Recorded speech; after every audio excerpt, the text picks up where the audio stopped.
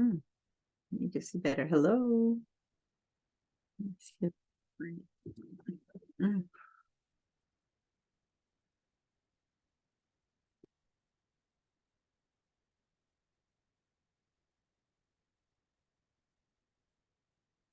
Morning, Kathy. Can you hear me? Yes, I can hear you. Just testing out the sound. So you're home today? No, my son woke up sick. Oh my. So he had to stay home from school. I was up half the night. It's okay, not half the night, but he woke me up like at some ridiculous hour in the morning to tell me he was sick, and so Wow. I emailed my 3 in-person students and told them that we'd be on Zoom because they're the only ones that makes a difference. And I do hope they show up and that they can make it, because that's the hardest part, because they're the ones who don't know how to be on Zoom. So anyway, that's always the problem. But anyway, hi everyone. I did not have the opportunity. I did a big presentation for IANS, 100 people last night. I did not have the opportunity to watch the video, so I'm hoping I can jump on. I got my external drive and I'll watch the video. How long are the videos up for again? Till the end of the term, or do I have to watch that? Eternally, I don't. I'm looking. I'm trying to plug this in. Eternally, I don't take them off. Zoom, I don't take them off. Hold on, I'm trying to connect my. Sorry, you can answer me later. For a second, I don't take off my. I don't take them off of internet, so I don't take them off of the YouTube. So if you have the link, it'll constantly be there. So that's why I recommend downloading the page with all the class links, because then you can have the videos until whenever. Right. So because the link says that the videos stay there. Okay. So hi Rod, hi Jackie, hi Denise. Head over to the chat. Let's say I actually got rid of the chat.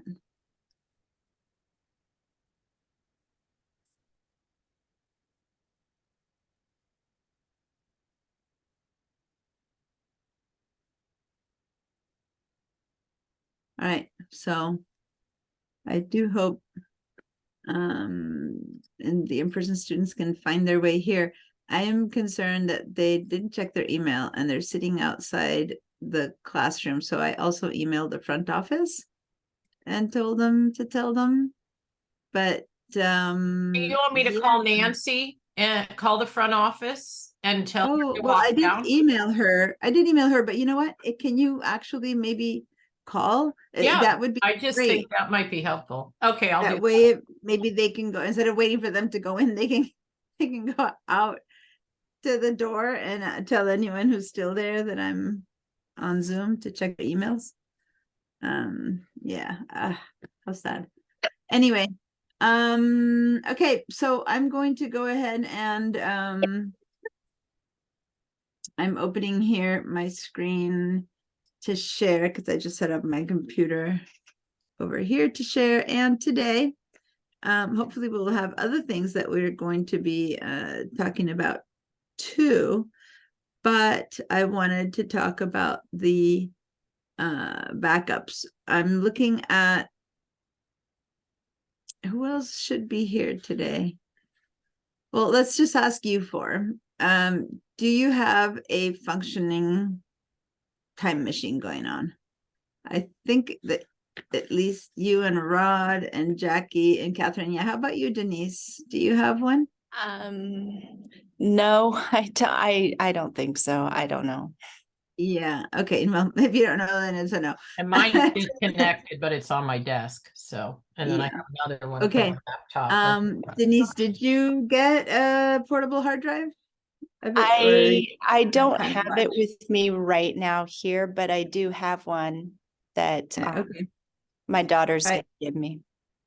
Okay, so then I'm going to in a way, I'm gonna, did you get through to Nancy? Okay, so why don't I wait a few more minutes because I told what I said in the email to them was to, of course, please go home and get Zoom, but at the very least to join us on their phones so they can hear us. So let me see if Nancy says she's going to go talk to them. Give me a second, you guys, because that would be the best way to start talking about this because I know that some of the people who go in person need to set up their backup. So Catherine, did she answer? No answer. Yeah. I'm still on, going through it's ringing okay, now. so Finally. Yeah. Oh, well. Maybe I can text Emma. I emailed everyone in the front office, but I don't know what time they check their emails either.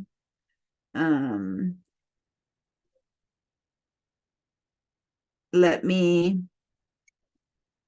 Okay, Deanna, can you just tell Nancy what you want her to hear? Tell her? Yeah.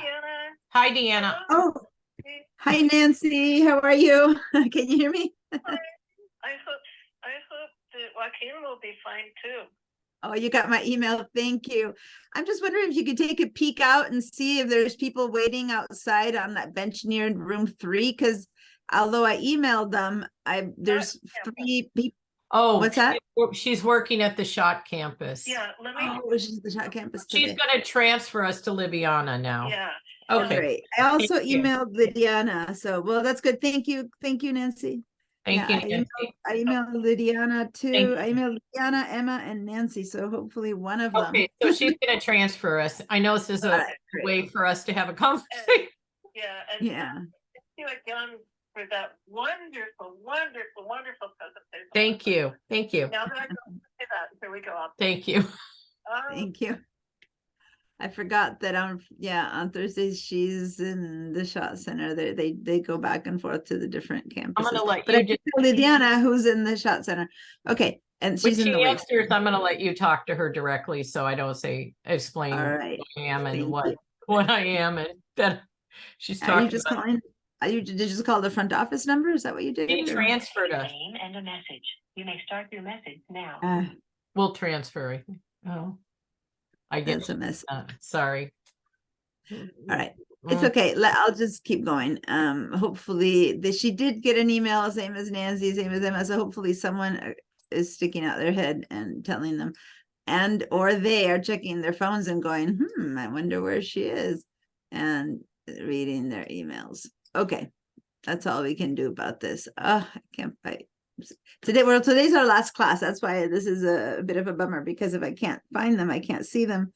There's no way to meet them again. Okay. I'm going to put that out of my brain. This is what had to happen. I'm here, and let's go with the class. And if they show up, all the better. All right. So if 3 of you guys are already, Rod and Jackie, you're using them and you're using them efficiently, like they're working and they're happening. And then Catherine, you have one, but you're not using it. And Denise, you don't have one. Okay. So here's the deal. Let me ask another question then, which is for all 4 of you. I'm assuming certain answers, but how about an online backup? Does any one of you guys have an online backup, meaning not iCloud, but like a service that you pay separately to back up your things, which is not Dropbox? I know that you have Dropbox there, Catherine, but do you have a service that backs up your things online? All right, so Jackie, you said yes, and Rod, you said yes. Oh, yes was from before. All right, so let me clear out your yeses. To clean your feedback so the button appears. My screen is a bit lower here. I'm going to put this up there. You see me through this window. Oh, I need to join in on the second computer. Give me a second. I had not done that yet. Okay, Lynn's coming in. Yay, she's one of the people who's in person. Okay. She's not in sign yet. Okay. continue and stay co-host. Okay. So hi, Lynn. I'm glad you were able to join us. Did you go all the way to school and come back, or did you read the email before moving out? Oh, I don't know if Lynn can hear me. Can you hear me, Lynn? Oh, looks like she can't hear me. I know she's connecting to audio. Okay, so Rod, your hand was raised. Do you want to ask your question while we wait for?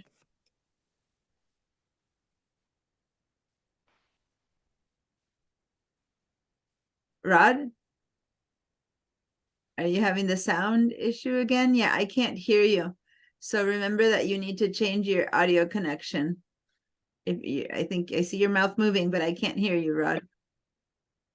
Go ahead and change your settings. Lynn, can you hear me now?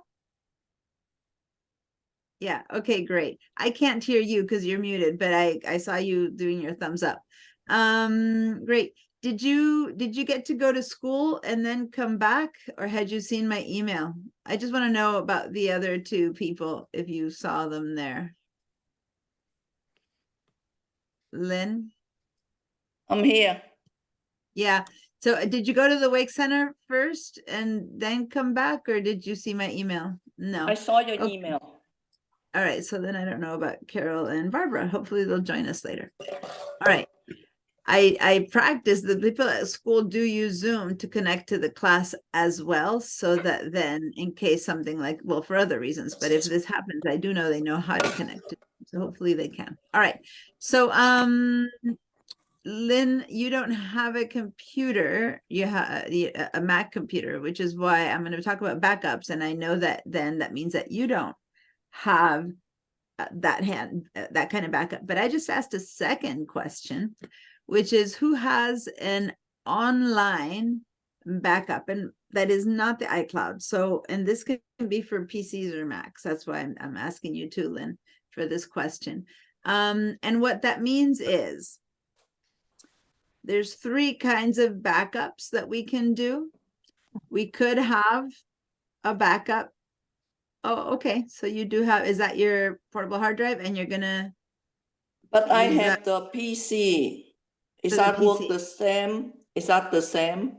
This is for my PC. Yeah, it's not the same as the time machine, but yeah, I mean, you might have a different software, but if you're doing a backup, it's probably a clone kind of backup. So let me explain to you guys. There's a clone backup. There's a time machine backup, a clone or a mirror backup, a time machine type of backup. Well, I'll explain the difference now. Or you could have an online backup, and the iCloud is not as backup. So the three types of backups I'm talking about do not include the iCloud. So I'm going to put it here in the chat. You can have a mirror type of backup, or also called a clone, is one type. Mirror, I type of backup. So that's one type. I'm putting them in the chat. The other one would be a time machine. Goes back in time, and I'll explain that one later. It's kind of like science fiction, but it is. Or have an online backup with another service, not iCloud. Are you trying to? iCloud is not a backup. What's that? Are you think I can hear you now. You're not showing your screen. We're seeing you. I'm putting this in the chat. I'm not showing anything on a screen. Oh, okay. I'm just writing in the chat, but I can hear you now, Rod, so that's good. Okay. So in the chat, you have, I wrote mirror type of backup, or also called clones, time machine, which, as its name implies, goes back in time. I'll explain everything about it in a minute. And then online with another service that you would have to pay, which is not iCloud. So those are the three kinds of backups that we're going to explore. In particular, we're going to focus on time machine, but I want to explain the others, because if you have data that's truly important, and I know some of you, maybe you, Catherine, and other people have like 2 or 3 different systems or different computers or stuff and don't want to get rid of one another, and because like, where's all your stuff going to end up? One of the solutions would be to have some good backups, right? including online. So here's the basic differences. Mirror type of backup, as its name implies, is something that is identical to what you have on your computer, which in a bit of a, it's not a backup, but in a way, it's kind of like the iCloud, in the sense that in the iCloud, it means that if you delete something from your computer, it deletes from the cloud, it deletes from your phone, it deletes from everywhere. So that is the kind of, Sarah, oh no, it's Sarah, who she's supposed to be online, so that's okay, she's coming in. Here we go. So a mirror type of backup kind of acts the same way. Hi, Sarah. I hope you're better from your COVID. Not really, but I'm just signing in. I'm going to go lie down. I love you all. Bye. I'm sorry to hear you. Bye, Sarah. No, it's hard to see people know that they're not feeling well. But, oh well. Okay. So a clone or mirror type of backup, which is probably what you have, Lynn, I'm guessing, only for your PC, because I've only know that kind of backup for PCs. There might be a new type more similar to the Time Machine, but the way the PC backups work, or anything that you add to your Mac as well, is not just for PCs, but it means that there's something that's constantly looking at your computer and copying any changes.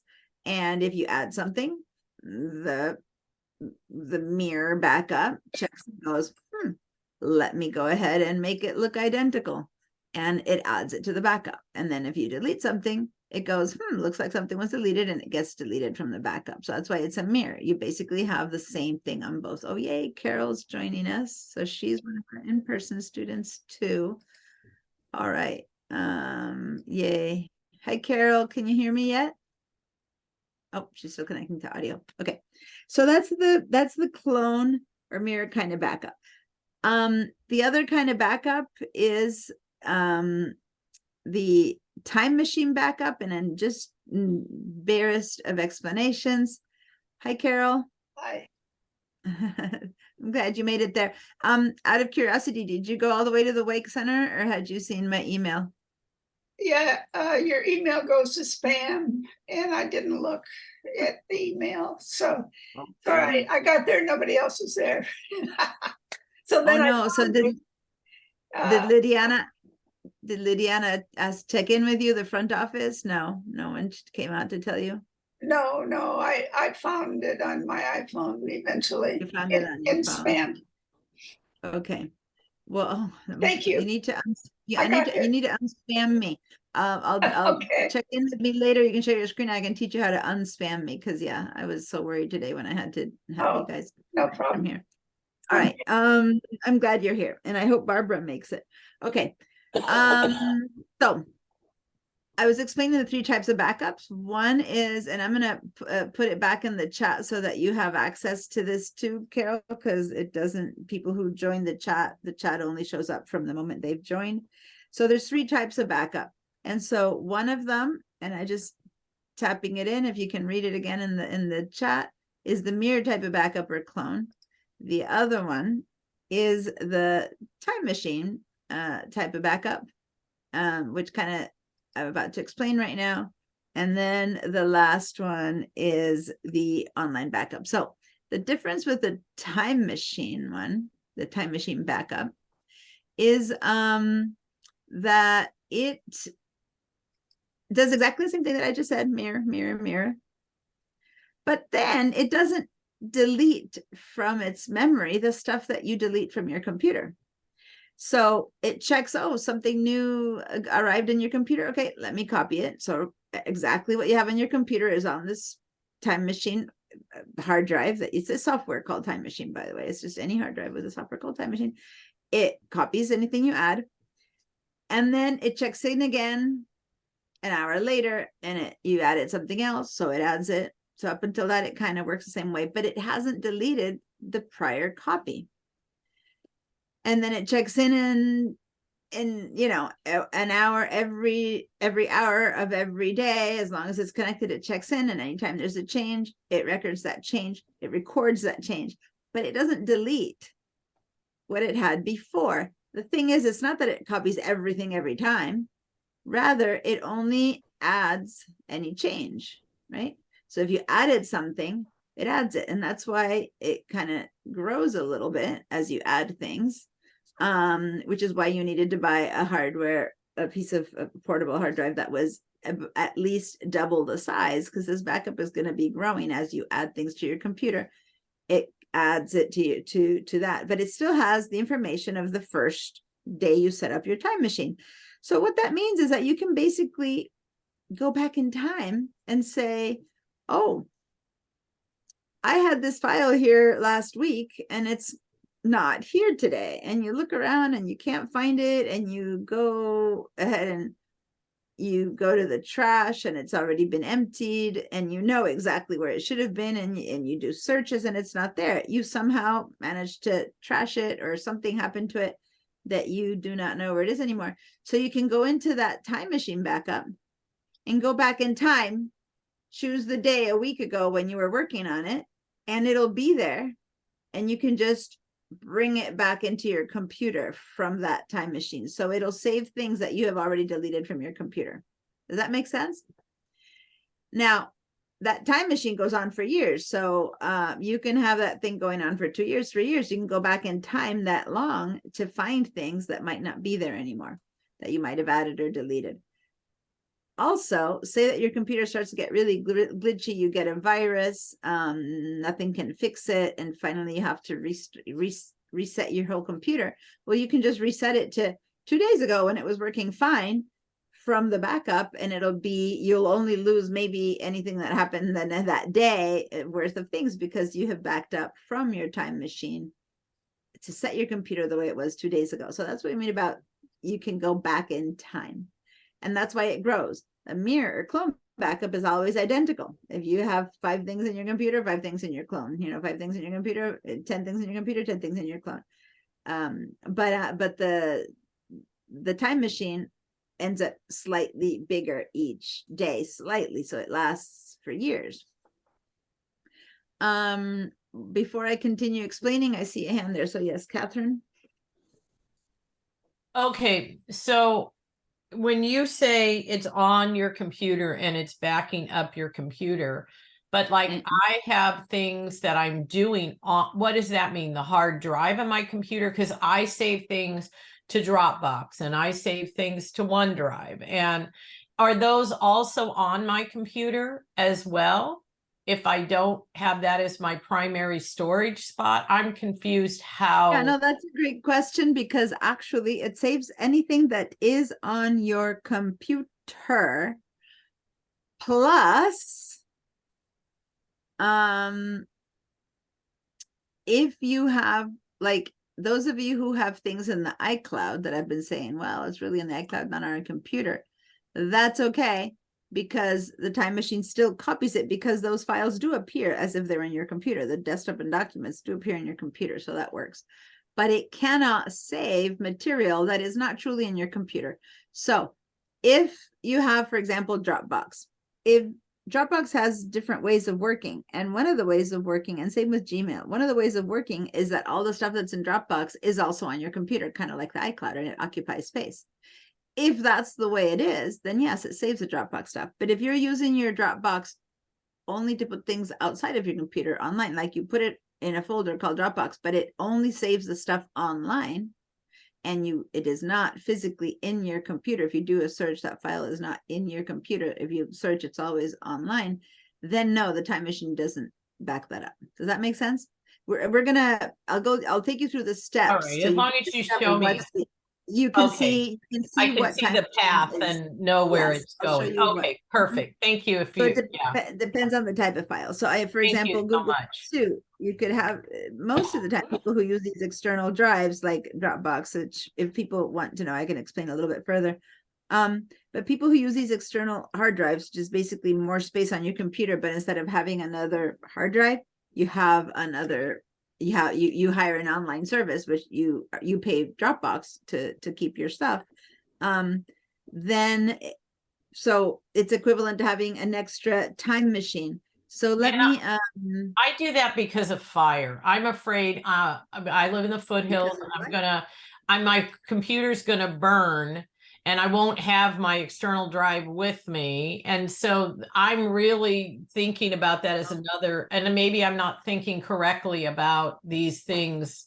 So as with the conversation continues, I need your counsel on that. it does, because I will explain now. I will explain the difference. So I needed to disconnect this. I'm gonna have you guys, hopefully you can see well enough. I have a light here. So over here, I have the one that I've been using that I told you is my time machine, and I even have it labeled Wake 3 time machine, you know, the school time machine backup, right? So this is a hard drive connected to my computer that I use just to back up my laptop, right? The school laptop, the school computer, period. So the only thing this has, once it's set up as a time machine, is it has an exact copy of everything that's in this computer. Plus, if I go back in time until when I began it being connected, and I believe this one was reset in summer of this year for my summer classes, because I did not have this computer yet for the winter classes. And so I'll check now, but I can go back in time as far as since when I started the connection. For some of you, it'll be today if you've never had it. And if I don't have space in my computer and need more stuff, then I can have another hard drive, right? It's another hard drive. It's similar. There's another brand, whatever, another one that I have. I also have this one connected to my computer for extra stuff, which is not the same as the time machine. Okay. So I'm trying to, there's two reasons to have portable hard drives on your computer. One would be because you need more space. You know, imagine, you know, you have a house and you just build an extra room. Or I remember when we first moved into this house that we were trying to fix this house, and all our stuff was sitting outside in a big like container, the big pot or whatever was holding our stuff because until we could fit it inside. So that's truly an extra space that you put next to your house. Or some people have, you know, rent a storage, you know, those things are always usually under freeways, you know, mini storages or whatever, and they put their extra stuff there. So there's no copy of that in their house. That is truly a different place where you add more of your stuff. So this extra hard drive, and I'm just kind of pointing that it has a blue sticker, which is different than the time machine one. This extra one just has extra stuff. Right. So it just has more things for us to add it.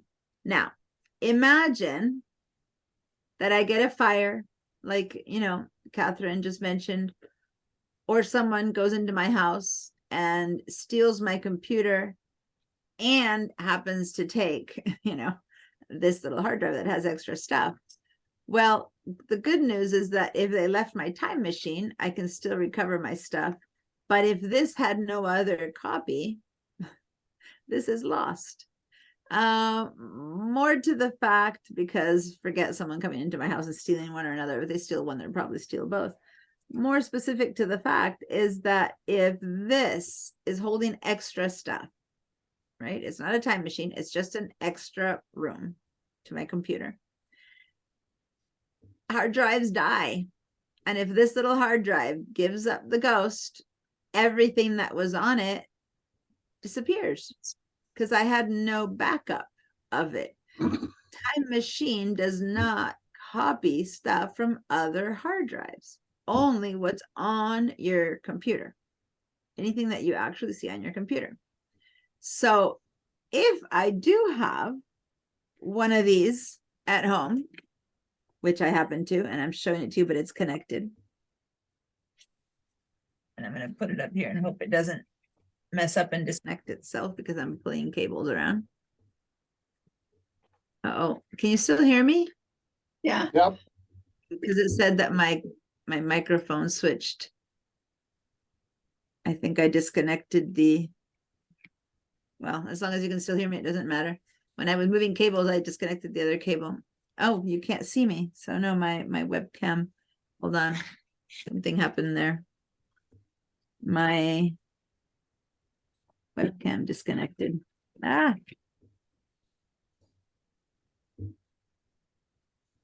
It again. And it's changed a bit. Nope. Let me see. You can see me again. Okay, I connected it again. Sorry, when I move things around on my desk. Okay, so now I have my time machine, right? So if you can see me? Then I have, see this blue sticker is the one that says, this is extra stuff that didn't fit in my computer, extra room, but it's not being copied. This is copying my computer, but this is extra stuff that's not being copied. If this dies, I need to have another one. All right, so now you're seeing this one, and now I'm going to put one down because I'm not doing juggling here. So my time machine is copying my computer, and then this one is cloning the other one so that these are backing themselves up. Does that make sense? Because if this computer, this hard drive that has extra stuff, like it's my photos, dies, I need to have something to back it up. So the time machine doesn't do that. So then I have to have another one backing it up. And in that system, I use a clone, which is the clone type of backup, which is, it just copies it. So these two have identical things. If one dies, the other one still has it. But I only use one. The other one has software like Time Machine, but it's another software that just checks in all the time with this one and says, ooh, is there anything new? Okay, then I'll copy it. Is there anything new? I'll copy it. Is there anything gone? Okay, I'll delete it. It's a mirror type of backup. So I always have my extra hard drive for extra storage space also backed up, but not with Time Machine. Time Machine is only something that comes with the operating system. And when you set it up, you connect it to your computer, and all that it copies is what's on your computer, not your external hard drives. So that's, and I'll go deeper into how each one operates now and how to make them happen and how to get them happening. But is the idea that I'm trying to explain of these two type of backups clear? Any questions? This is the time to, yeah, raised hand. Yes, Catherine? So do I need a different hard drive to Time Machine? Can I only Time Machine? Because, you know, I have multiple computers, you know. So does each computer need its own computer? I mean, Time Machine, whatever, external. Yeah. And let me just say, by the way, Catherine, that I was hoping that you were working on getting those computers to have the same stuff. I don't know where you are on that, but to have multiple computers, all with different things each time, it's basically like owning two different sailboats. It's double the money, double the cost. Yeah, right? I'm paying a fortune. It's like you gotta, about $300 a year on backup.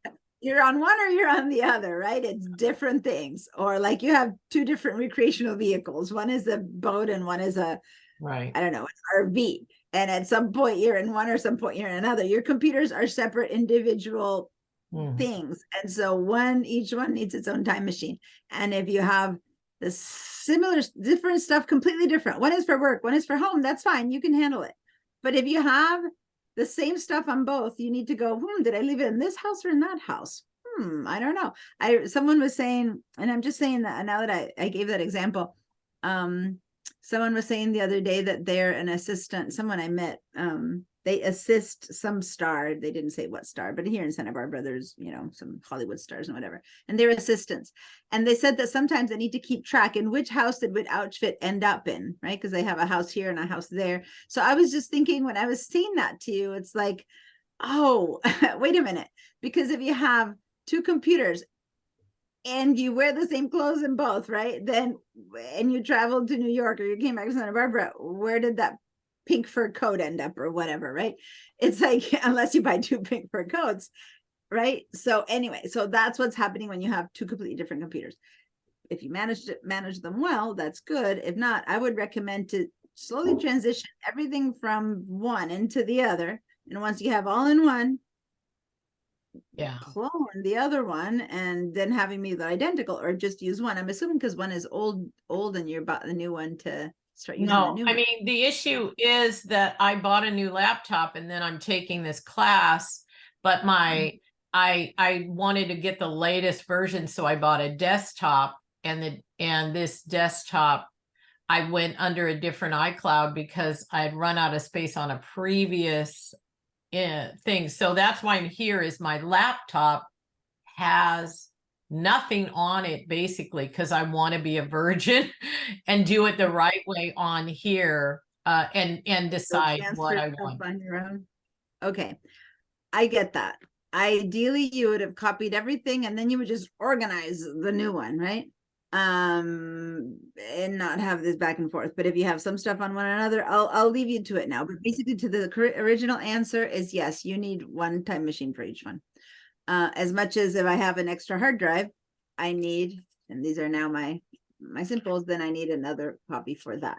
And these are the little ones that I'm showing you, but I actually have 2 other hard drives here, my big ones, and I don't know if I can pick them up with them. But I have a couple of big ones here. See this one? This is a 8 gig, older. So now the 8 gigs are also small, but this is another hard drive that I have. And if I could pick up the other one, I have a backup for it too.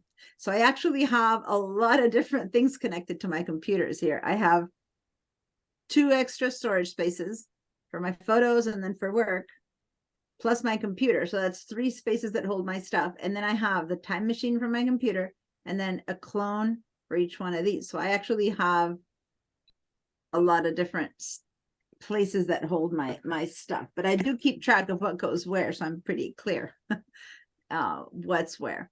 All right. So hi, Chris. I know you're still connecting to audio. So nice to, there we go. Hi, Chris. Hey, kiddo. Did you perchance go to school? I'm sitting in my car at the moment. I see you in a parking lot. I only emailed the people that normally go to the Wake Center to tell them that I'll be on Zoom, and I forgot that once you showed up. I figured. Sorry. I figured. Are you doing okay? Yeah. It's my son who I had to keep home from school, and he had a fever, so I figured I don't want to leave him alone. He's sleeping away. I don't know what he's doing right now. He's fine. I told him if he feels bad to call me, but are you doing the class or not? Are you just letting me know? I'm doing the class. You're doing the but class. I'm doing it on Zoom. I'm doing it on Zoom. So if you can watch on your phone, or if you can go home and I'll connect. probably go home. Yeah, I will probably go home and catch later. This isn't so very keep useful. Keep it on so you can hear me, the explanations while you drive home. And then once you get home, you can, I'm sorry, I only emailed that's great. I forgot. The sad thing is the office is also closed, and I don't know why that is. So that kind of threw me for a loop. Yeah, the Wake office is locked up. Because I emailed the Wake office, and I emailed Nancy and Lydiana and Emma, and for the same information. And then we discovered that Nancy was the shotgunner, but she transferred us to the front office and no one answered, and we didn't know it was closed. That's weird. There's no notice up or anything. It's just locked and dark. So anyway, wow. I don't want to interrupt too much. What a bad I'm sorry then to know that, because it's a bad day to have this happen. Yeah. Anyway, so I'm working on hard drive. So you can keep on listening to the hard drive conversation while you drive home. Okay. All right. Thank you. Bye. Thank you. What a bad day to not have. Just turn it off. And audio, figure out how. I'll mute you as well. That way you can have all the noise you want. Thank you. I appreciate that. You're welcome. All right. So, but a bad day to have done this then, if for the first time ever the front office is closed. Oh well, can't choose when someone gets sick. Okay. All right. Hi, Barbara. The other Barbara. Hi, Barbara. Nice to see you. And Renee, thanks for joining us. And I know you were so happy to finally be in person, and here you are. Renee came No, no te preocupes, te veo en enero de todas maneras. Renee Feliz finally came Navidad. in person the other day and he was so happy to be in person because he understood much more. And then I had to tell him, oh, we're gonna online today. Right. But yeah, he's gonna join us in January. Okay. This is our last class today, you guys. But I will be teaching the whole Mac stuff, including the iLife for the photos and stuff again in spring. So anyone who wants to, to get more information or figure out different things and whatnot, you can keep taking classes. Especially those of you who missed the intro to the Mac, that I talked about a lot of stuff that I didn't talk in the other two, because you might have thought that the Mac level 1 was the first one, but really intro to the Mac was the first one. So you can take it then. All right. But now we so- go on to Photoshop, correct? And then I teach the photos class in the spring too. Yeah, the photos and videos class, how to organize your photos, use anything to do with media. Yeah, so that's also happening in the spring. I'm going to collect all the new schedule and send it out to everyone. But for now, let's keep going with today's class, which is, I was talking about backups. So that's the time machine explained on a theoretical level, and the clone explained at a theoretical level. And then I mentioned that there's one other type of backup, which is the one that I call online.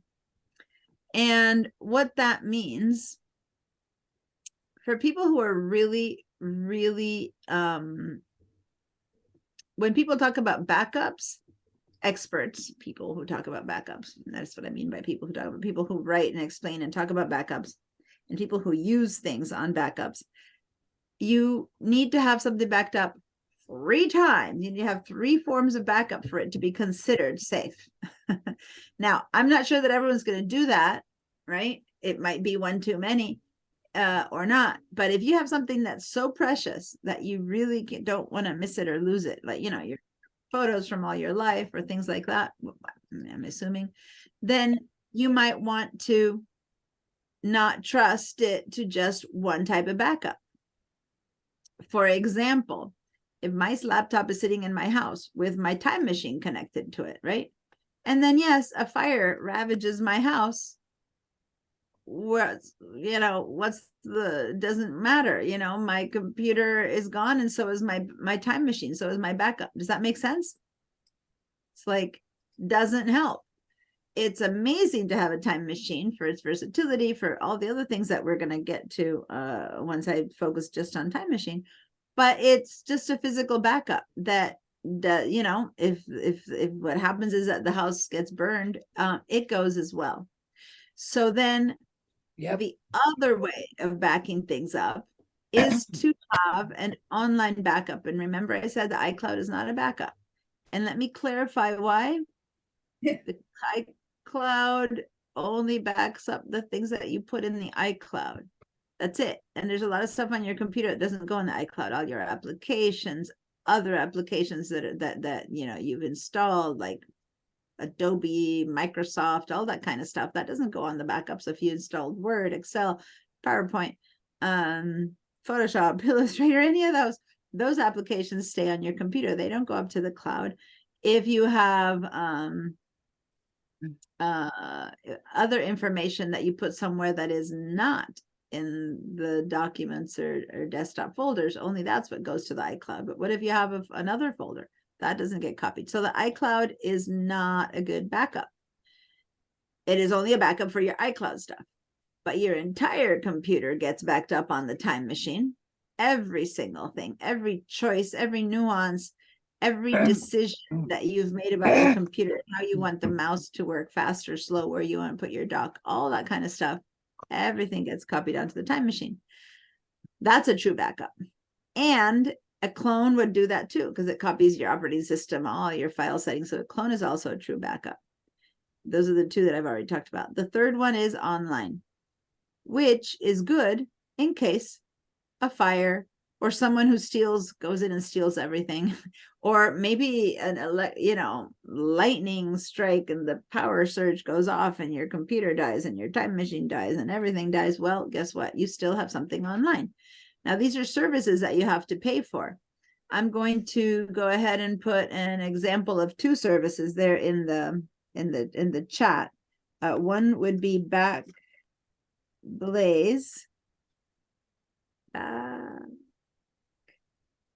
Blaze. Another one would be Carbonite, and there's more, but those are two examples. You would go to barkblaze.com or carbonite.com and you would pay a fee. At this point, it's like, I don't know, $70 a year or something like that. I'm not sure right now what the fee is. And you would say, hey, you know, now that I've paid, please start backing up my computer. And here's the advantage. It will back up not only your computer, but it'll back up anything that's connected to your computer. And so for those of you who just joined us, I'm just pointing these as, this is my time machine, which is holding the copy of what's in my computer. But these are extra hard drives that I have connected to my computer that have other information that are cloning each other. And an online backup will back up anything that's plugged into my computer. So huge amounts of stuff. Now, one thing I want to be clear, a backup is only to be used for emergencies. It's like buying insurance. You pay for insurance and you hope you never do crash that car, right? You pay for insurance and you hope you never do need that emergency surgery. You pay for insurance and you hope not to need it because the fire doesn't burn your house, but you're still paying for insurance. So that's what's the same with all these backups that I'm talking about. Other than the time machine, the rest of the backups, you're not supposed to touch them. You're supposed to say, okay, go start backing up and then forget about it. Pay every year your $70 or whatever if you have an online version, and then cross your fingers and hope that you'll never need it, because you don't work off of that. It's not like Dropbox or any of that, which is just extra storage space. It's actually just a service that copies your entire computer up there. And if you're ever in trouble, fire, breaks, steel, you know, whatever, then you can go to that website, Backblaze or Carbonite, they're the two examples I gave you here, and say, okay, I need to recover all my stuff because my physical stuff died and it's up there, and I can just buy a new computer and reinstall everything off of that you had online. So that's what I call an online backup. Now, I'm going to go ahead and take you to an example. I'm going to share my screen right now so you have an idea of what that looks like. So this is, I'm going to go to backblaze.com. And this is its main page, and it does a lot of business backups and stuff like that. And so you can go over here to backblaze.com, products, computer backup. There we go. Unlimited backup, a backup for Mac and PC, right? And so this is a personal, business, whatever. So I'm just saying personal, for example. Okay, so it should give us some detail. Now, basically what it's going to do, and I'm trying to look for the prices or pricing. Here we go. Pricing. Here we go. So if you're a single user, your family one, then it's either, okay, it's like $100 a year now. So it's either $9 a month or $99 a year, or I guess they have a little bit of a break as you go for 2 years or something like that. So basically, if you come in here and say buy now and start this whole thing, by the way, if you are going to do any of this, I'm always going to say, send me an email and I'll send you a link so that you can say that I forwarded you, and then you'll get a free month and I'll get a free month. But I'm not doing this for that. You can sign up for Carbonite, you can sign up for anything. But if you're going to do this, might as well both of us get a free month. And you can just do, I believe, a few weeks of a free trial. So here's what's up. If backup for peace of mind, you just do it, you pay for it, you set it up, and then you forget about it. But if perchance something happens, you can restore your stuff from online. Okay. Now, if you have the whole computer die and you tell them, hey, I had a fire, you know, my computer died, can you please, they send you a drive on the mail with all your data, and you use that to back up, to start your whole computer again. Or if you just need to retrieve one file or another, you can just do it online. You just go in and lost this file and you can retrieve it from the top. Okay. So that's what this is. And oh, here's an example. Oh, they're comparing their pricing to Carbonite. Carbonite is the one I just told you is the other one. I guess there's one called Crash Plan, one called iDrive. So these are different like companies that offer this. And so here, I guess it's comparing what they do, prices, what they offer, etc. So the reason I use Backblaze instead of the others, to say the truth, is because it drives up files of any size. I have really huge ones with Photoshop, and it backs up any external hard drive that I have connected to my computer, which, you know, before the other ones didn't. Now it does, but it needs some other stuff to it. Now these two do it as well and stuff like that. So basically, you don't need to use it. You need to pay for it, connect it, and your computer gets backed up onto the cloud, and then you just hope never to need it. If you need it, you come over here and you download the files that you lost from the computer that you lost. Does that make sense? So anyway, this would be backblaze.com, or I'm carbonite.com, or crashplan.com, or iDrive.com, right? So you go in, you just check and see what it is that which one works best for you. So that is something that what you do is you just pay for it, and as long as you're online, which if your computer at home is connected online, then online it's just checking in and it's looking and going, oh, one more photo was added, I'll copy it. Oh, another photo was added, it copy it, and it just does that. If you happen to take your computer somewhere with you that doesn't have a Wi-Fi connection, you're in a park, then nothing's checking in. And then when you go in somewhere again and then you have Wi-Fi, you walk into Starbucks and you connect your computer, as long as you're on Wi-Fi, the computer checks in and goes, oh, there you are now. Okay, let me keep checking, right? So basically you need just to be connected to the internet and it'll keep checking. So let me see. Chris is saying, can you verify periodically or maybe monthly that it's working? I have a backup going on, and when I tried to use it a year later, I found that it was saved in a software I couldn't use. Software incompatibility would never happen with Apple, but because you're in a PC. Yeah, you're right. That would happen with a PC. But maybe power failures or something need to be satisfied. It'll work uninterrupted. Yeah, I mean, I do have a Backblaze backup, and first of all, they send you every month or whatever, they send you a status of your backup. But you can also just go in, just go to the Carbonite backblaze.com, whichever one you use, and open up, and you just go and look and see what files it has, and you can see if it's backed up your files. You can test, restore a file here and there to see if it's working, which I do now and then. So anyway, yeah, downloaded files live on your computer. So anything downloaded does get backed up. That's to Catherine's other question. So those are two questions that got asked in person. And oh, thank you, Catherine, for your nice gratitude post. Okay, so I was reading your guys' posts, and so that's the online one. Then the clone, there's all these different software that does not come with a Mac that you need to purchase. So that might be a bit of an answer to your question. To Chris's question about brands. If I want to take this hard drive that I have separate stuff in my home, those of you who missed the beginning of this, maybe watch the first part of the recording so you understand what I mean about these are separate from this. So if I have an external hard drive that is nowhere else, stuff that nowhere else but here, it does not on my computer, it's separate from my computer, then the Time Machine doesn't copy it. And unless it's connected to my computer, then the online stuff wouldn't copy it either. I would have to have a hub and have it constantly connected to my computer, or at least have it connected enough time for the online can find it and back it up.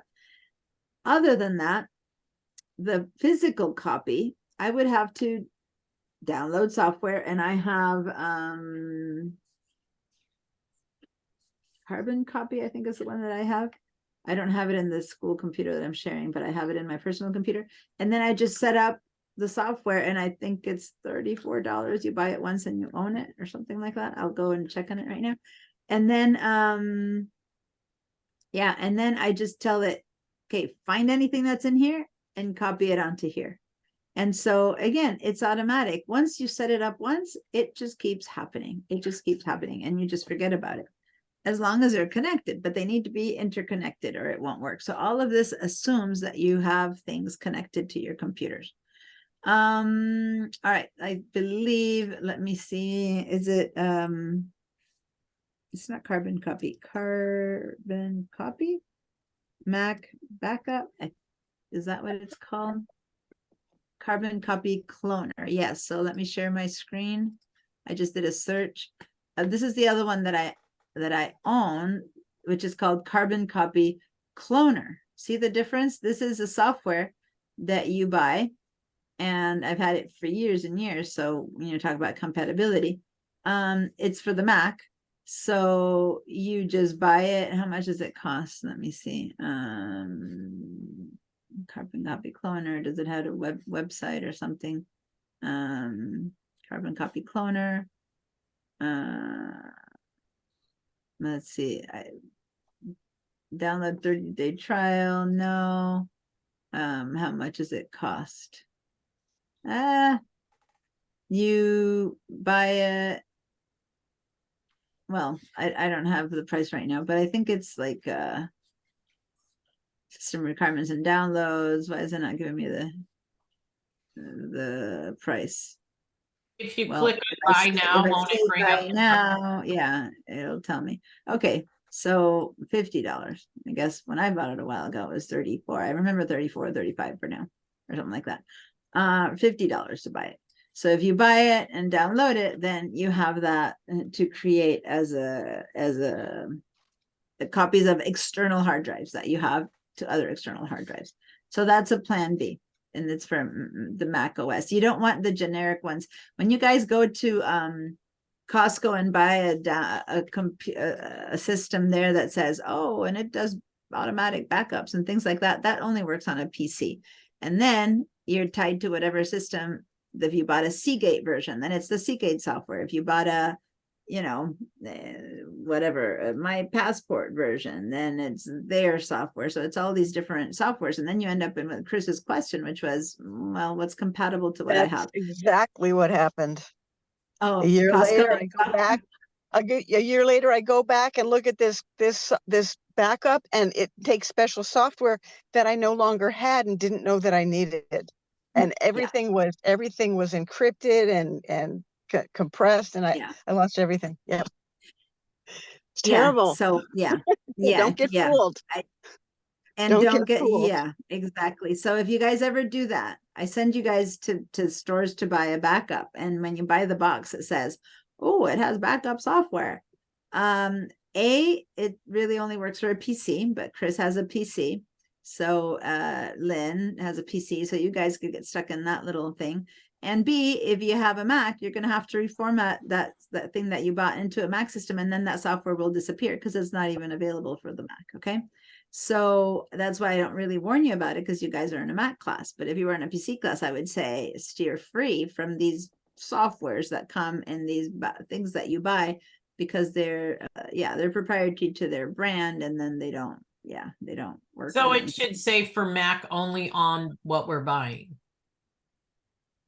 What would it be labeled? If we're buying it, what is it that we're looking for? It says Mac only, or Mac.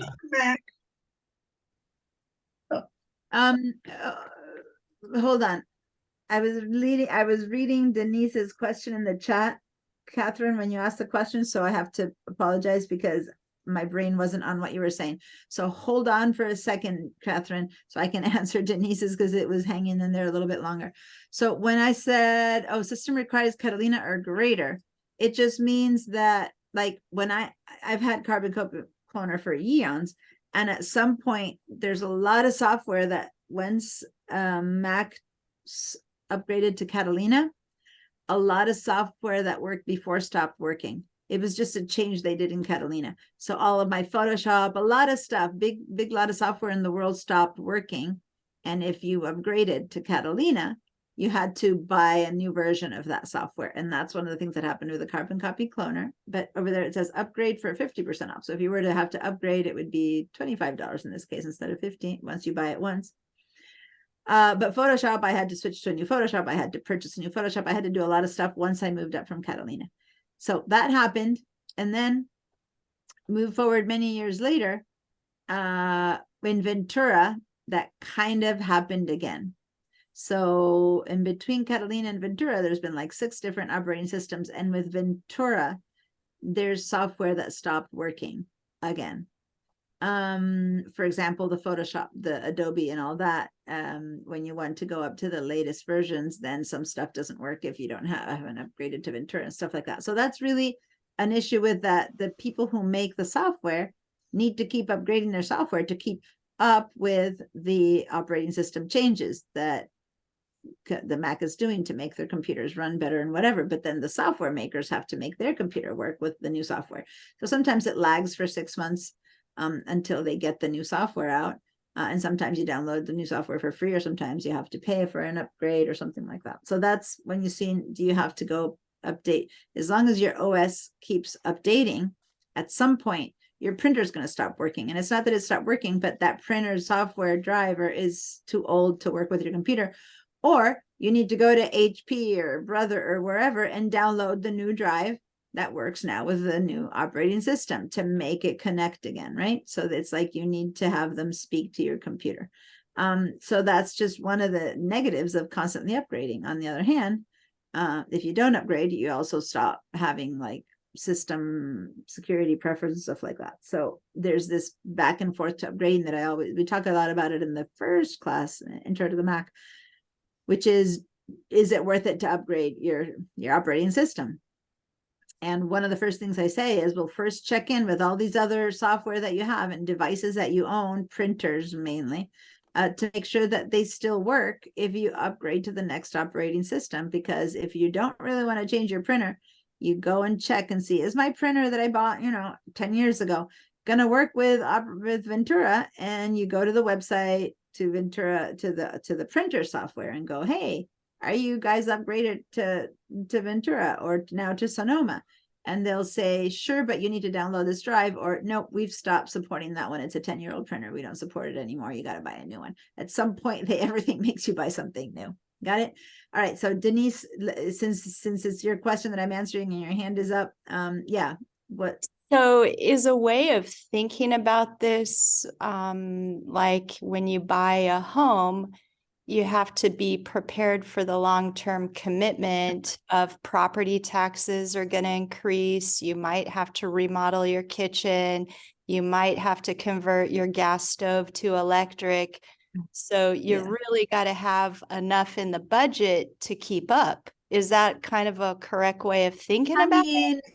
Yes or no. When you buy a computer, you can probably count on it being fine. When you buy a good updated computer, not an older version, but if you buy a new updated computer, probably at that point, it's like if you have a printer at that point, if you buy things at that point, the moment you first buy stuff, it should all work.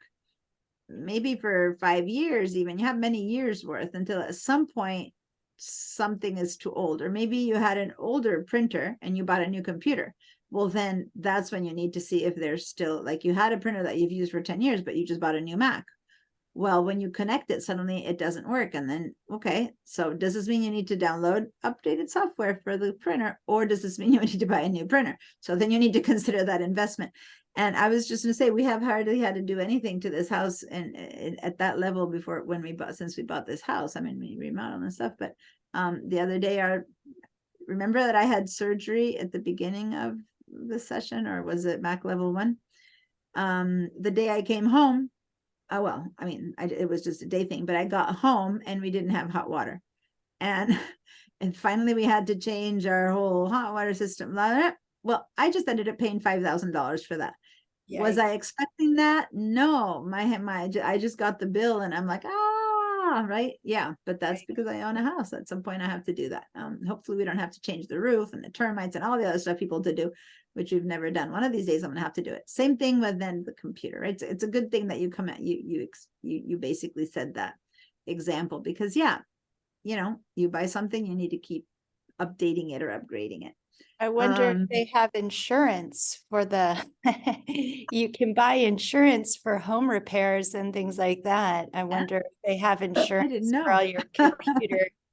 Yeah, they've got my house is getting really old. I should probably look into that insurance. I didn't know that existed.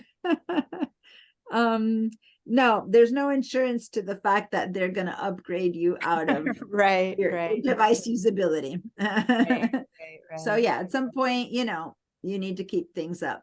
All Okay, right, so thank you. good question and good answer. Catherine, you had a question too? I put it in the chat. And my other question was, Let me read I it. think Is I it good to lost. keep your I think old- I lost is- the additional question I had. So Okay. in the So chat, you is it good to keep your old computer to access old files and share them to avoid this problem? So it's my 12-year-old MacBook Pro. but I guess No, actually, hold on. Let me be clear. Let me be clear.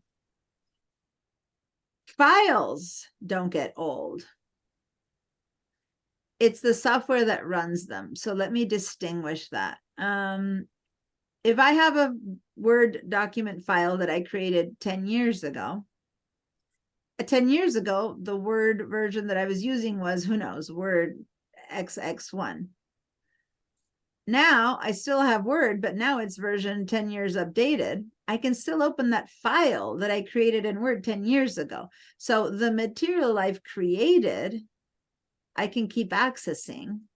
I mean, sometimes I've known some disreputable software has done stuff to it that you can't use it anymore, but that's kind of, well, that's not true.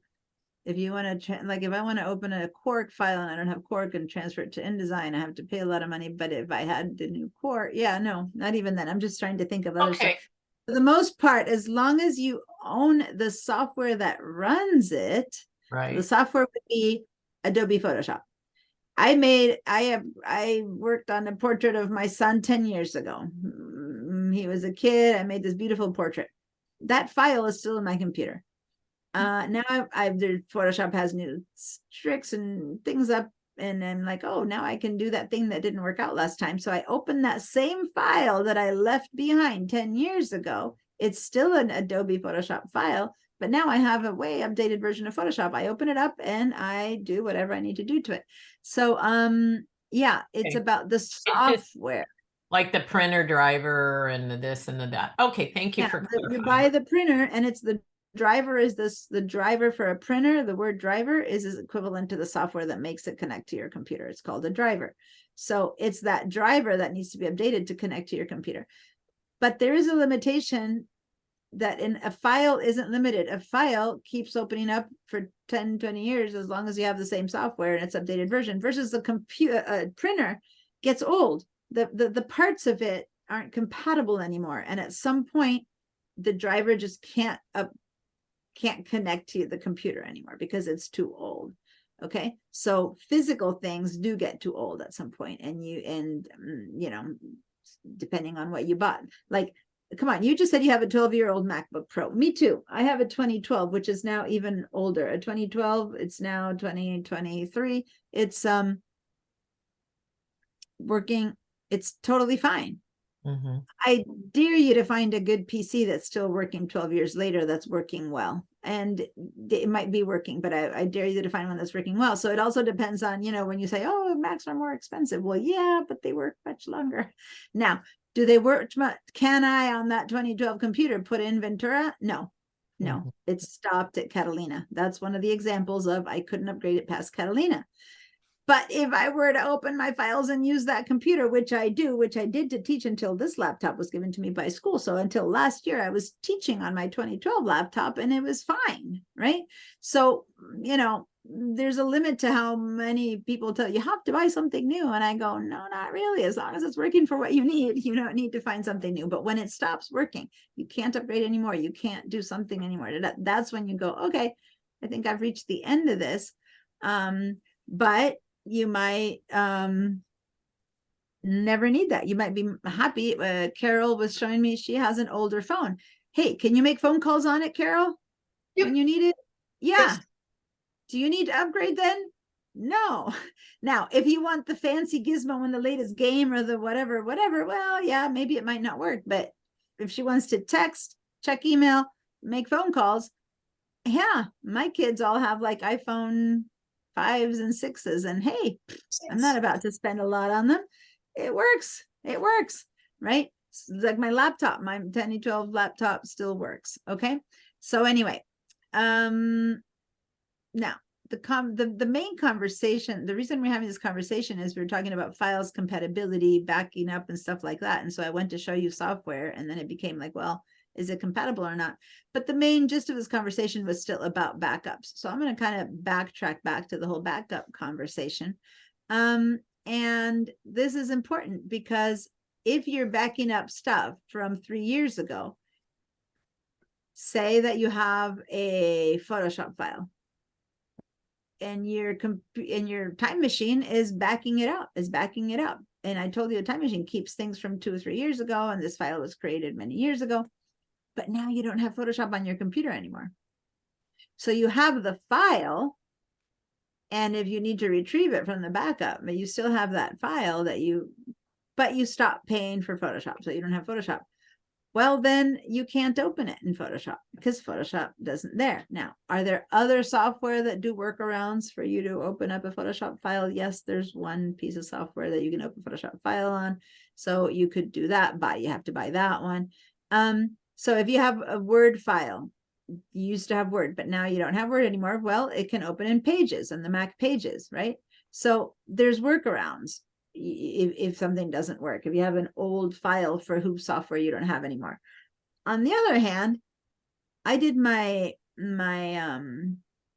taxes and my invoicing and I did my work on in QuickBooks many years ago. I've been using QuickBooks, and at some point the old QuickBooks file was not compatible anymore with the new QuickBooks. That is one of those companies that did a big like and a Mac QuickBooks file is not compatible with a PC QuickBooks file, which most other computer softwares are. So that's the kind of a company who messed things up, and then you can't go back to your own records unless, and this is back to Catherine's question in the chat, do you need to keep that old computer? Well, if it's still running, you might want to keep it around for those files for which, for some reason or another, you can't open on newer software, right?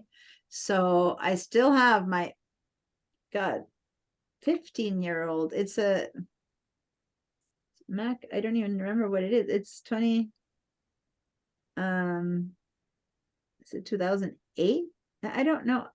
I would have to go check. I have in my studio, I have a computer completely disconnected, always there, but I used to design on Quark. Quark is a software that's that I stopped using and started using InDesign. Okay, I designed for years. I have so many of my work files from clients and whatever that I designed in Quark, books, tons of stuff. If for any reason I ever need to go back to those files, I go to my ancient Mac, which still works. I have a monitor. I have it all disassembled. I have it all in the corner of my studio, and I connect the monitor. I connect the thing. I power it up, and I can still open that Quark file. So, what can I say? That's it. But I don't have active living files on it because, I'm not going to keep using that file, but it does save me for Quark files. That's it. That's the one that it saves me for, because I didn't ever buy Quark anymore. It's really expensive. And so I didn't keep upgrading that. All right. So it doesn't matter if you don't know what software I'm talking about. You're getting a bit the idea, right? Of how, and so for the QuickBooks stuff that's really old, I have that computer as well. Although by this point I've already transferred and I don't need that anymore. But the Quark files, I have to pay a software that's like $500 that will transfer my Quarks into my InDesign. So I'm like, I still have my old computer out there, and I just do that, right? My memory, I think it's a 2008. Look at how good Macs are. It's just sitting there, untouched, uncared for, and when I plug it in, it still cranks up. Huh? Yeah, it still cranks up. So anyway, now, if I have a computer that okay, now that most of you guys are here, I'm the only one I'm not seeing, unfortunately, is Barbara, the Barbara that shows up in person, not you, Barbara Walsh, but Barbara Hudson. She never made it into Zoom, so unfortunately, and she has a new computer with Zoom, so I don't know why she didn't connect. But oh well, I'm sorry this happened last time. I had to be on Zoom. She didn't connect either. So somehow I missed out on her, but she wanted to do a backup. So hopefully you're watching this recording, Barbara, whenever you watch this. And you can do your own setup for the time machine. So now that most of you guys are here, I'm going to ask again what I asked at the very beginning, but this time I want a yes or a no so I can see the whole group. Please say yes if you do know that you have a time machine, and this is important, you have it in working order, like you know that it's connected and that it's working. If you know that you set it up once but you haven't used it for years, it doesn't count. It's not active. So a working one. Now, if you set it up, 6 months ago and you just forgot to connect it, it might still be a working one. You just need to connect it to your computer and see if it works. But I want a yes from people who are completely clear that yes, they have a time machine and they know that it's working because you've plugged it in at least in the last 3 months or something like that, or 6 months. If you plugged it in 6 months and you see that it's working. Okay, I'm seeing yes, yes, yes from 3 of you guys. And no, no, no from 3 others. Barbara, are you doing time machine right now? I can't hear you. You're muted. Right this second, it's unplugged. I just, it's on my desk. Got it. That's fine. You don't need to have it I plugged every have second. 7 external hard drives sitting in front of me. Yeah, Barbara's one of those that has a lot of different photos and images. She has a lot of stuff too. Yeah. So okay, but you do have a time machine for your main computer. You just have it unplugged Yeah, right now. But I'm gonna plug it in the middle of the day today. All right. Renee, you just bought your Mac, so you probably don't have a time machine running. I'm going to make that assumption that since you just bought it, you brought it to school the other day, it's brand new, you probably don't have one set up. Okay, so I'm going to count you as a no. I don't know if on your phone you can say no. And Chris, she works on other people's Macs that she helps them, but her own computer is a PC. So I don't know, Chris, if you have a time machine on your clients' Macs. So you would need to tell me that when you get back. You're probably still driving. Oh, there you are. You're answering. Hi, no, right. You're saying, okay, so what I said is correct. And no, you don't have one on their computers. Okay. So that's a no from you and a no from Renee. So there's like 5 no's and 3 yeses. All right. The first question that everyone always has before I do more about this is to say, do you need, well, first of all, hold on. I'm going to share with you guys a screen.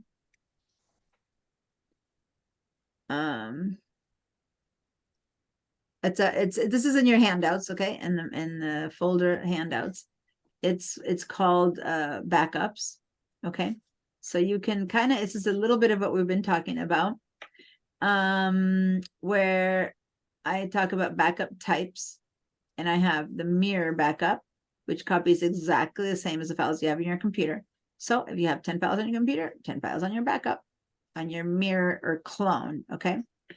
You got rid of 7 files, 7 files disappear from your backup. Right. So no, you have 7 files and you got rid of 3 files, then the backup gets rid of the 3 files. Sorry, that's what it's saying here.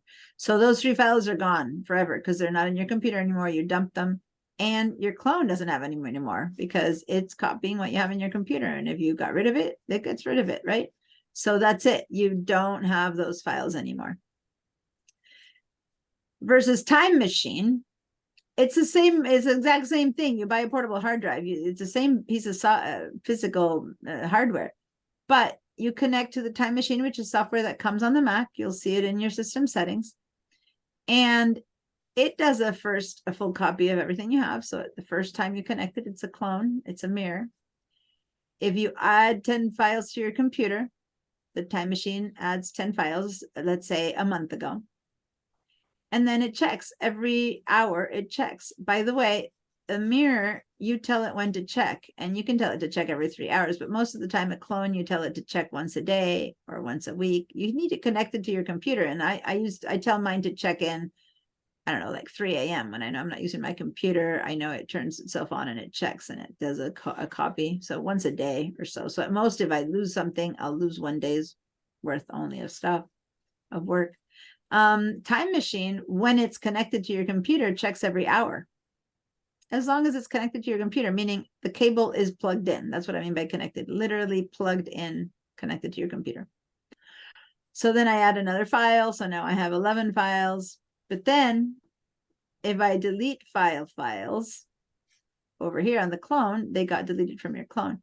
If you delete 5 files on your computer, so now you're back to 6 files on your computer, Time Machine on the latest backup of today also has only those 6 files. But if you go back to yesterday before you deleted them, it has those 5 files that you had deleted.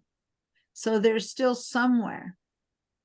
Even if you've trashed them from your computer, That they is are so sitting important. in your Time Machine. Oh yeah. Especially if you're not very clear, but file management is a bit of an issue. You're like, what did I do? Well, yes, I have a Time Machine. I can go back and save it from my Time Machine. So this is software that comes with a Mac OS. So it's not software you buy or you purchase. Well, you do, you buy your computer and you purchase your computer and it comes with your computer. All you need to do is connect your hard drive. So we're going to be doing that for those of you who have a hard drive that haven't connected it yet. We're going to go through that process. And then again, you forget about it. You just connect it and you forget about it. All of this happens automatically. And ideally, you never need it because it's still insurance. These are still insurances, right?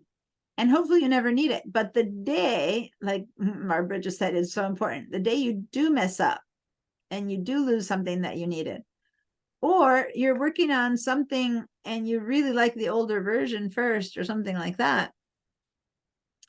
And I'm going to give it typical, just think of this example. I'm writing a novel, right? And I'm writing chapter 1, chapter 2, chapter 3. So in here, in this model of Mirror Backup, I'll have 3 chapters written. My backup has 3 chapters written. My Mac, I have 3 chapters written. My Mac has 3 chapters written. Great. Then I go ahead and I go, you know what? I'm going to rewrite chapter 1 because I didn't like that beginning. You go to your, editor or whatever. So you go to your file and you completely change your chapter 1. Like you just, it's almost unrecognizable. Now you have a new chapter 1. The clone to that same file updates your chapter 1. So what happened to the original chapter 1 in this situation? It's gone and lost forever. So it's not even a file that you trashed. It's just that you have edited your chapter 1 and it's now not there. And the clone has copied the new file. Basically, if you updated a chapter, it also lost that chapter 1. Now it's the new chapter, which is fine if you're happy with the new chapter. But what if you then go, I really would like to go and get that character presentation I did. It's gone. So it's not even about losing files. It's about things inside your files. The version that you wrote, that original chapter, you lost it because, you've overwritten it. We go to the Time Machine. Same thing. You wrote 3 chapters. Then you edited your new chapter and the computer edits the new chapter. So in today's copy, you have the new chapter. You've lost the same thing. But the good news is you can say, well, let me go back in history. Let me go back to 5 days ago so that I can have that chapter 1 that I edited over. So I'm going to copy it from there and I'm going to bring it back up. And now I'll have my 2 versions of chapter 1. Maybe I can make it version 3 of chapter 1, right? So you still have not only the files that you deleted, but also the old version of the document that now you prefer to go, you didn't like what you edited, you prefer to go back to chapter 1. So you just bring it back from 5 days ago, or from 3 months ago, or from 2 years ago, whenever it is that you wrote it, you bring that file back to the present. So there's no comparison to real life on this one, because we wish we could go back in history and bring back something that we lost or treasured or a person that we want to see again. No, this is just a Time Machine, right? So that's why it grows, because it keeps the old stuff and it keeps the new and it updates the new stuff. So that's the big difference with any other kind of backup and Time Machine. And I see a hand there, Barbara. One more second.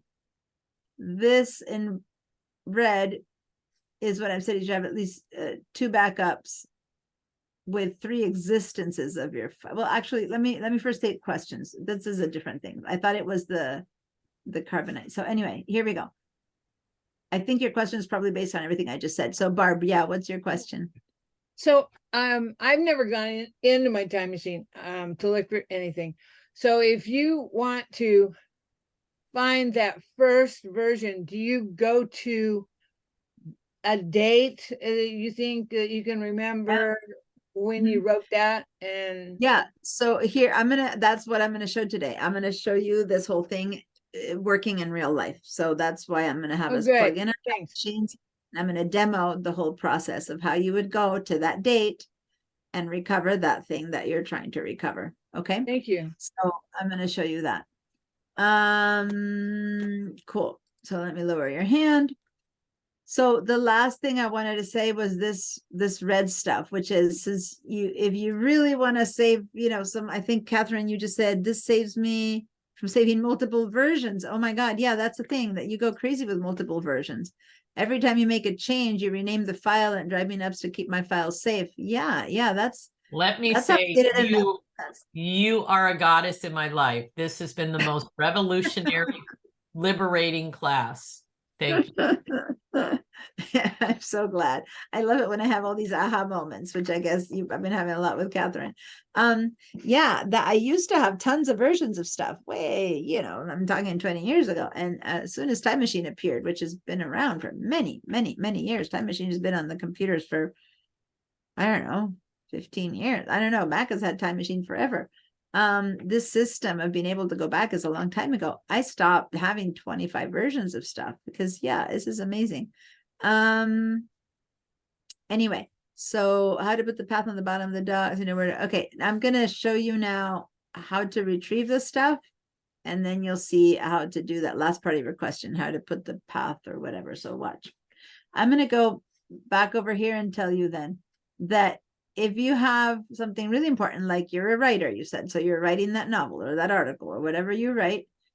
And what if you then publish it in one magazine and then 3 years later, you can publish it in another one? If it's a research piece or something like that, you might still want it again. You're going to rework it to update some information on it.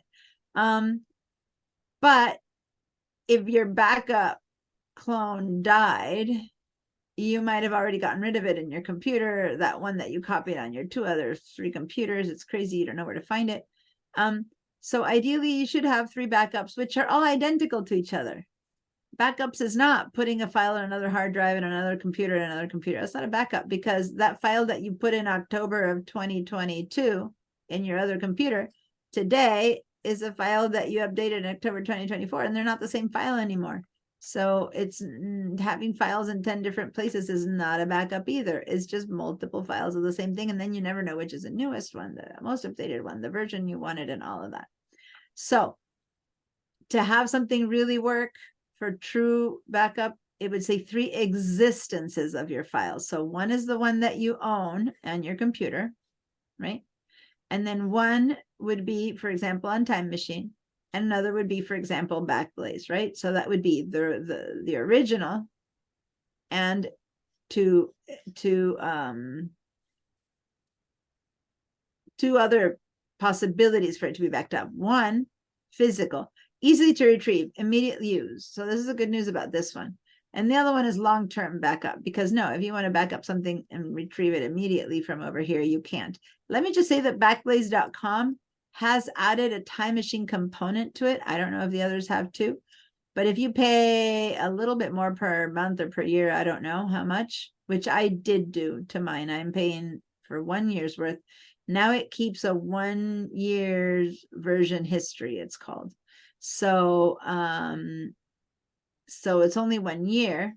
You can pay for more years, which businesses might do. But I only pay, I don't know how much extra is, like $1 a month or $2 a month. I don't know how much it is. when it first set up, so that I have a bit of a time machine set up in my Bike Blaze too, that I can go back to a whole year's version history. I don't use Carbonite, so if they have it, they probably have done it too, you know, because this is a feature that started running maybe 2 years ago. So yeah.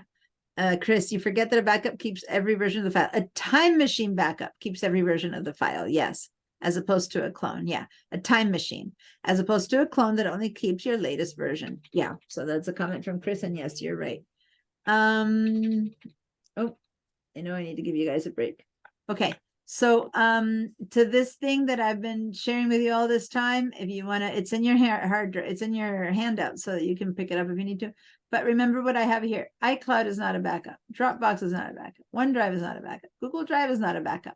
It happens to be online, another storage space. It's equivalent to one more of these little portable hard drives. Only instead of having it in a physical mode, you have it up online. Google Drive, iCloud, OneDrive. Because why is it not a backup? Because basically it doesn't, you only put select things in here, not everything in your computer. So it's just another space that you keep stuff. That's all. Okay. How much data can you keep on your time machine? Okay, so I'm going to stop sharing right now. And if you remember the first day of this class, and I think even the last day of the somewhere in the middle of the last class, I also mentioned that what you want to do is go see the size of your hard drive. So if you have Ventura or older, it's different. So in my computer that's not Ventura, the older one, it's Monterey. If I go to about this Mac, I would go to storage, and that would tell me that what's the size of my hard drive. My hard drive is 1 terabyte. So if I have a hard drive of 1 terabyte on this computer, I should buy at least a 2 terabyte, like at least double terabyte. That way it has a whole terabyte worth of growth. And at some point you run out of space, right? But before you run out of space, you have it, depending on how much stuff you add to your computer. If you add a lot of stuff all the time, you might have, 2 years worth. But if you just now and then incrementally add stuff, small files, it'll just get more full if you have like videos and stuff like that. But other than that, you can maybe use it for 3-4 years before it fills up. I had a student who had a 5 years old time machine still running, right? It just depends on how quickly it gets used up, because all those copies only grow if you add stuff to your computer. If not, they don't grow, right? So the growth has to do with how much time and stuff you add to your computer. So if you have Ventura or Sonoma, then you check your system settings, and you go to general. Over in system settings, you go to general, and then you go to storage, and here you see the same thing. So in this hard drive, this laptop has only 500 gigabytes, 494. It's 500 gigabytes worth of storage. So for this one, I should at least buy 1,000 gigabytes is equivalent to 1 terabyte. That said, I wouldn't recommend anyone buy anything smaller than 2 terabytes right now, because the price is the same. I went to Costco the other day. I hadn't been there for a while, and I noticed that in the past, like I have an 8 terabyte backups from my and one of my external storages is 8 terabytes, and thus I have 2 8 terabytes, one that's the source and one that's the clone. And those were really expensive when I bought them. I just noticed that now 8 terabytes is down to the price that 2 terabytes was before, which is like 120 or something, like 150. It's ridiculous. So yeah, it's everything. It gets bigger and it's cheaper. I'm always afraid they're too big, and I do better with a couple of smaller ones, but yeah, so I was going to say that, but for a time machine, you don't need an 8 gigabyte hard drive, because if all you have is 1 terabyte, right? Why would you have 8 terabytes? You'll have it because this hard drive that you buy has to be dedicated to being a time machine, right? So if it has to be dedicated to being a time machine, it'll take you 20 years to fill that up. By then, your system will have changed, your hard drive will have died. So yeah, twice as big is good enough at most. If you have a 2 terabyte and your thing is a half of a terabyte, then it's like 3 times bigger. That's fine, but don't go much more than that. Most people, and I don't know of anyone here that has more than a 1 terabyte hard drive. You'd have to pay so much money to buy a Macintosh with more than 1 terabyte hard drive. Even 1 terabyte hard drive, you buy a lot. It costs a lot. So I don't think anyone here needs much more than a 2 terabyte hard drive for your time machine or for your clone, because the clone is going to be exactly what your computer has. So if your size of your computer is 500 gigabytes, then your clone should be 500 gigabytes. If your terabyte for a clone, because that one doesn't grow, then you have to have a terabyte backup to back up your computer, because Hi, the how's your clone- schedule doing, young lady? What's up? You talking to me, Rod, or you're talking to someone else? Yeah, I'll definitely, Okay, I'm gonna mute Rod. He's got his thing working. Okay. So now what we're gonna do is Catherine, Carol, Denise, and Chris were the ones who do not have a time machine. Barbara has it, but it's disconnected. Carol, I think you have one, but it's disconnected too, right? Or you've never had I one? have one that was that I disconnected, and I have a new, it's You old, bought I a think, a Lacey design Okay. Mac, but it's old. It might be 2014. So Yeah. is that too old to use? So no, as long as you clean it out of stuff. So here, let me just show you a time machine and how it works. And then I will have everyone who needs to set one up and connect one. I will show you how to do it and I will walk you through it. So, oh, I forgot to give a break. Yeah. Oh, as soon as I said that, you wrote break, please. Sorry. I keep going. And I do need to check in on Joaquin. So let's take our break. And then we'll actually begin. It's full on time machine conversation. So this is all the backup conversation. Now it's time machine conversation. So what time is it? Oh, 10:45, easy one to calculate. So be back by 11 a.m. Okay. See you guys in 15. And when we're done with time machine, since this is our last class, then you can sit here and ask me a bunch of other stuff. And I'm happy to, keep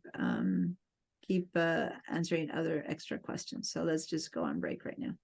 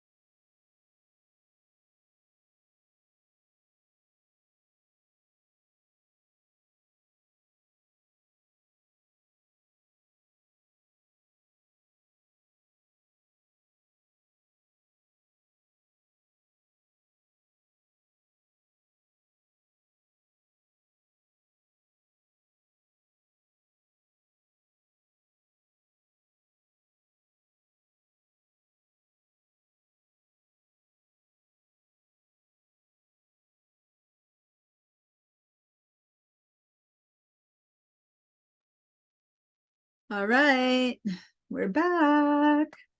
Feel like some kind of a show here. Doo-doo-doo-doo-doo-doo-doo. We're back. All right. Diane, I don't know where I wrote it down. What are the shortcut keys to do screen grab or cap? Shift Command. Hold down Shift- those two. And then if you wanted to screen grab your entire window, you tap the number 3. But if you want to just bring up, if you tap the number 4, you bring up the crosshairs where you can just select one little Great. bit. I wrote it down. I can't find. Thank you. You're welcome. All right. So let's see. Here we go. Oh, Denise had to leave, it looks like. Okay, yeah.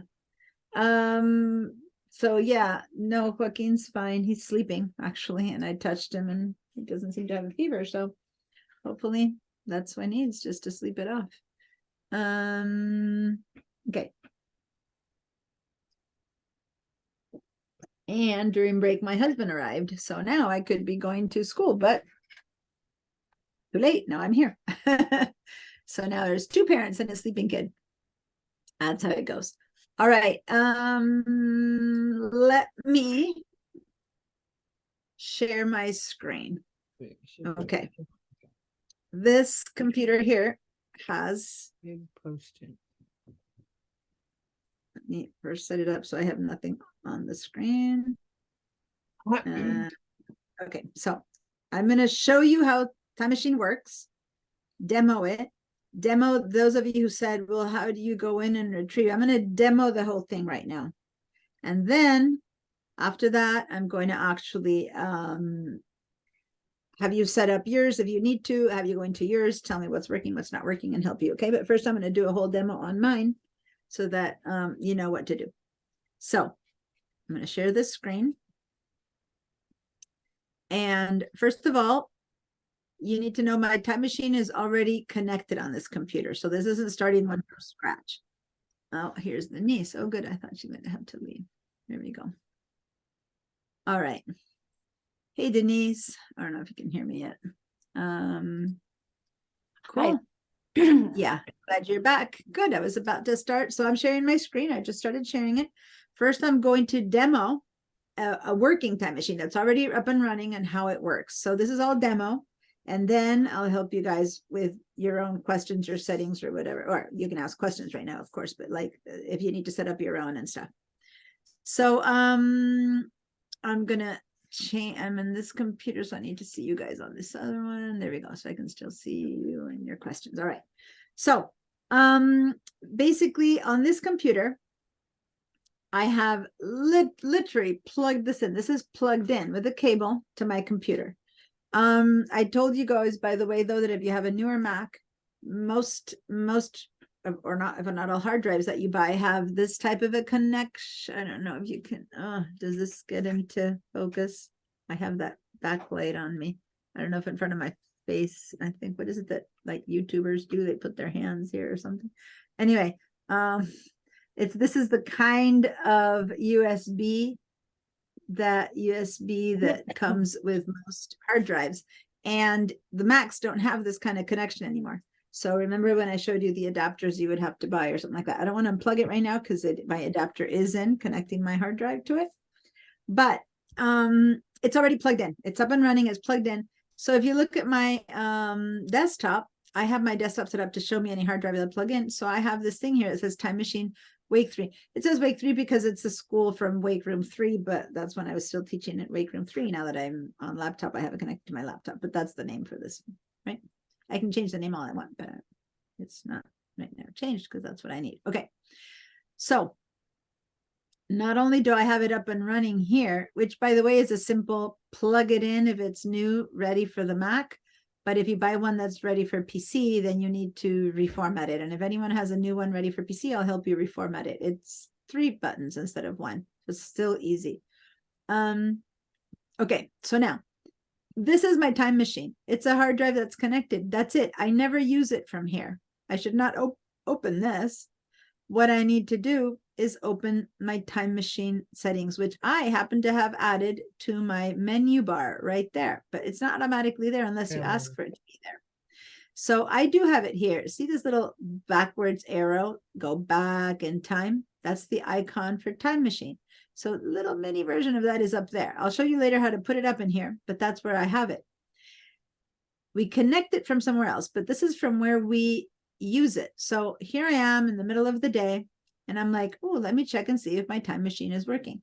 And I click on this little icon, and it tells me my latest backup to Time Machine Week 3 happened today at 10:58 a.m. So when we went on break, I set up 2 samples here. And at 10:58 a.m. was the last time I backed it up. So if I would want to force a backup, say I'm about to upgrade my computer to a new operating system or whatever, I always recommend doing a first backup before you do any upgrade, so that if anything goes wrong, you have a latest backup. So rarely do you back up now, but now and then you're about to do something special, or you haven't backed up in a while. When you plug it in, you just want to back up now so that it catches up to where you are. So you say backup now. But other than time, most of the times you don't use this. All you do is check and see if it's backing up, because once an hour it'll check in. And about an hour, it'll say latest backup. It'll say 11:58 or something like that, right? So, well, what if suddenly I lose something? And suddenly it's time to use my insurance, right? And so, yay, I discovered that I lost a file that I used to have or something like that. So how do I use that? Well, I go up in here and I say, browse time machine backups. So by the way, those of you who later want to do this, notice that it's 11 a.m. I started explaining physically. I'm showing you how to do this. The whole explanation was before. Now going right down 11 a.m. So if the class started at 9, then 2 hours into the recording, come and review this 2 hours in. Does that make sense for those of you who don't have it right now and who have to set it later? Okay, so I'm going to go to browse time machine backups. Click on that. And whoa, look at this. This looks like a ton. I was on my desktop when I turned this on. I was viewing my desktop, remember? And suddenly I have all these different Finder windows kind of going back in time. This is literally what it's doing. And I always say this every time I teach this, and I don't know why I need to ask them to bring it back, but when this time machine started up, when you did this, all this became like Star Wars. It became stars, and you would go back in time. It looked kind of futuristic. Now it's just a boring old boxes, but it looked better. It looked better when it was like, ooh, you're going back in time. Anyway, so here we go. This that I'm seeing is me right now. I'm going to cancel to show you what I mean by this is me right now. Cancel. I'm back to me right now. So what I mean by me right now is the following. Hold on, I need to get this out of the way. This is my, one other reason it's bad that I didn't go to school today. They were going to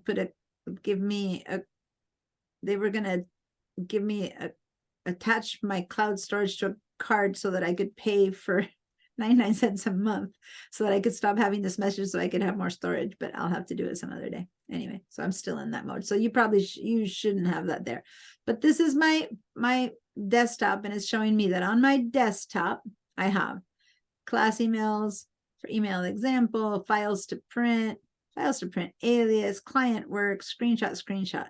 And if I go into client work, I have some files. If I go into files to print, I have some files. That's what I seem to have on my desktop. And looks like these two are up on the cloud, but hey, they're on my desktop. So as far as the schools and the computer is concerned, and the time machine is concerned, that's on the computer, right? Even though if I needed it, might have to come download for the desktop. So that's on the file management. If you look over here, you'll see the same things. You'll see that I have 2 screenshots. There they are. I have a file, an Excel that says class emails for email example, the ones that I used the other day when we were emailing each other. Then I have a folder called files to print. I'm going to move this up and down so you can see. I have 2 things I call files to print. I have the actual folder. And remember when I taught you to do an alias. So I also have the files to print alias. And then I have a folder called file client work. So that's what's on my desktop. If I look into them, I even have stuff in them right in there. But over here, all I see is that, which is that. Now on my desktop, I actually have two more things, which is Macintosh hard drive and Time Machine. These are both hard drives, the actual computer hard drive and my external hard drive. But notice that though I see them on my desktop, I do not see those two here. And when it shows me my desktop, okay, just wanted to point that out to you, that is, you wouldn't see those here. This only shows files and stuff like that. Okay, so now if I have this in alphabetical order, right, which I do, then I see class emails, client work, files to print, screenshot. Okay, so keep that image in your mind. And now I'm going to go into browse Time Machine backups again. And this is what I mean, is that what it's showing me at first is the current desktop. You agree that this is what was in my desktop right now? Class, client work, files to screenshots. That's what I have on my computer right now. And in fact, here it says today, now. So this backup that happened at 10:58 a.m., although by now it's 11:11, this is a screenshot of my computers at 10:58 a.m. All right. This is at 10:58 a.m. So if actually this is right now. Sorry, this isn't 10:58. This is right now, active right now. If I want to go back to see what my computer looked like at 10:58 a.m., there's a couple of different ways I can do it. Right now, I'm going to do the easy one. I'm going to go up one arrow. And it's showing me that today at 10:57 a.m., this is what my computer looked like. Does it look any different from 10:57 to now? I'm going to go back up right now, this very instant, 11:11 a.m. right now, or 10:57 a.m. Do you see any changes, any difference? No clouds are showing up on that screen. And that's true, actually. But yeah, yeah, you're right. Yeah, actually, good point. But yeah, that doesn't really matter. Meaning, if I were to, I'm in the today. This is a history. 10:57 a.m. I can still open this, and I see the files that were there. It's all just as usable, right? But this is in history. This is a screenshot of what happened at this point. I don't know, 15 minutes ago. Well, let me go further back. Do I have any other backup from earlier today? Let me see. I'm going to go and during break, right when I called for break, I had done this last one. And then now the last backup I had was November 11th. Sorry, this is me, Argentina. November 2nd. I'm trying to read November. This would have been February 11th in Spanish. Anyway, so this is November 2nd, which is last week when we were in class. During class at some point, I did a backup because I don't keep this one connected in the class one. If this were my home computer, I'd have it connected all the time. But instead of having one from today, one from yesterday, one from the day before, the next one I have is one from November 2nd. And look at my desktop. Does it look the same as what I have now? What do you see here? If I look at, let's go back to the 10:57 a.m. I have class emails, files to print, client work, and 2 screenshots. If I go to November 2nd, class emails, files to print, screenshot. So I'm missing client work and another files to print, aren't I?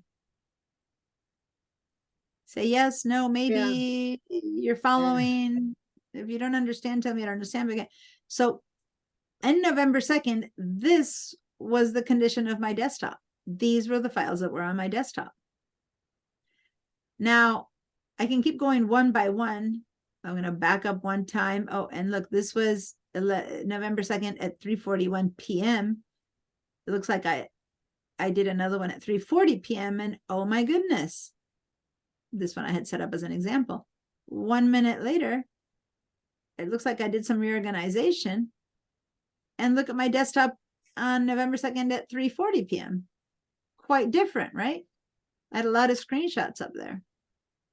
So at 3:40 p.m., November 2nd, this is how my computer looked. That same instant, a minute later, I set a backup right now at that point when I did this.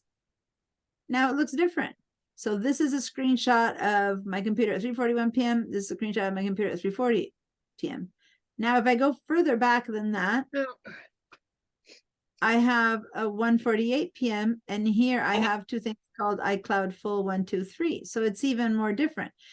And I'm forcing these to happen over a few minutes or so, but basically I'm showing you this could have happened over weeks, that as I change what's up in my computer, I was organizing stuff like I grabbed all these screenshots and I either deleted them or I put them somewhere else, so that by 3:40 p.m. none of those cloud backup files were there. And then by 3:41, I had even gotten rid of most of my screenshots. So I was just doing cleanup, and this shows me that moment in time. So what if, and I'm going to go 3 back, I'm clicking up here, the one, what if this is what I needed? And if what I did on November 2nd at 2:34 p.m. is that I deleted these 3, what if I trashed these 3, which I did, by the way? Then if I go, I'm going to cancel. And if I go back to today, this is now I'm out. I'm back into my regular computer. If I look for those things called cloud full, I don't have it anywhere. And I don't need to do a search because I'm going to tell you, I threw them away that day because this was a sample. So I don't have it on my computer anymore. Since November 2nd, they've been gone. I tripled in the trash and I deleted my trash. It's gone and lost forever. Those 3 files called iCloud full. That's when I did screenshots of my iCloud full that I sent to my admin. I said, guys, I need money. I need to pay because my computer keeps telling my iCloud is full. I sent the email, I attached them, and then I didn't need them anymore. So I trashed them. So that's exactly after class on November 2nd, 1:48 p.m. after you guys were gone. That's what I did. But I didn't need those anymore. So I trashed them. Now, today, November 9th, I go, oh, I need to send those screenshots to someone. Where are they? Like, I don't know. I can't find them. I do a search. I can't find them. I might have forgotten that I trashed them. I can't find them. I can't find them. And then I'm like, oh, well, I don't want to do those screenshots again. It's easy to do those screenshots again. But what if it was something more complicated? I don't want to rewrite that chapter. I don't want to whatever. Well, let me just go back in time and restore them. Okay, so this is that. So I'm going to enter Browse Time Machine Backups. And I'm going to go backwards until I find them. So I don't need to know what day I had them. I can just kind of go back. And at this, I don't remember, what I have them that day. Did I have them that day? No, not yet. Did I have them that day? Oh, not there. Did I have them that day? Oh, there they are. And I discovered that was November 2nd at 1:48 p.m. And I go, well, I lost them and I need them again. So I can select them from that day's backup. I'm going to click on one, shift, and click because these are the 3 that I need. And now I'm going to say restore those 3 files that I lost that existed and do not exist in my computer anymore. Don't exist anywhere anymore because I trashed them. The only place they exist is in Time Machine. And if this were a clone, really understand, if this were a clone, they would be gone because a clone would only have copied, and if they deleted, they would be deleted. But this is a Time Machine. So I go in and say restore, and they go put back exactly where they came from, which in this case, they were on my desktop. Boom. I just said restore. I leave Time Machine. Now I'm in my computer, and what's on my desktop? Your files. 3 files that I just recovered that I had trashed on November 2nd are now sitting on my desktop. They go back to where they were, okay? So if I had them in a folder inside of my documents, they'd go back into that folder inside of the documents. I happened to have put them in the desktop then, and they came back to my desktop. Like magic, right? You're making come to life something that doesn't exist anymore. It's in no clone. It's not in the cloud. Okay, remember why the cloud is not a backup, because if these were in the cloud 3 days ago, but when I deleted them from the cloud and from my phone and from everywhere.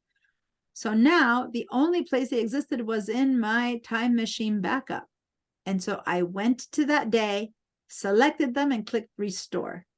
And they go all the way back. I kicked me out of backup. Notice that it automatically, I said restore, and I went, and it brought me back here to today, my actual computer to today, and I now have those files recovered back to where they used to be, which was in my desktop. Okay, this is the exact same file that I had trashed, which exists nowhere else. Does that make sense when I say exists nowhere else? You've trashed them. They're not on the iCloud. They're not on a clone backup. The only place they are is on a time machine. Or like Backblaze, if you were paying for the extra 1 year's worth of versions, it's called, right? But other than that, there they are. I have many more examples to give you, but now questions. Does that, first of all, does that make sense? Like, Yes. the explanation demo again, I'm happy to do, but no, other than that, let's see. Messages. Oh, Catherine, you said you have liberated me from my craziness. Thank you. I'm glad to do that. Files to print is a great, I haven't thought of my course. Okay, these are other things you're telling me. Question: if I create a Word doc on my computer but save it to Dropbox, is it still saving to Time Machine? What's the threshold of what qualifies on my computer? Well, as I said, maybe we need to go see if it's on your Dropbox. You can set it up your Dropbox to have it also be on your computer or not. So I'll have you share in a little bit, and then we can go check. Okay. By the way, some of your messages are coming in as to me and others to everyone. So which you might be doing on purpose, but if not, letting you know to switch that. So I can't tell until we go into your computer to see if your stuff is in your computer or not, like if it would be in a time machine or not. But in answer to that question, this is just the after. This is already running. This is working. I went in there and I retrieved something. I know you have your hand up, Barbara, but let me explain something else. That's fine. There's like 3 hands, so hold on. I want to keep explaining something before I'm done. Let me show you now.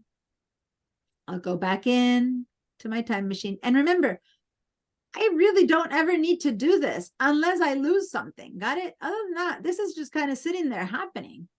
But if I lose something and I want to retrieve something and I want to find that chapter 1 version or those iCloud full formats, then I go into my browse time machine backups again. And now instead of going back one by one, there's another scale of time right here.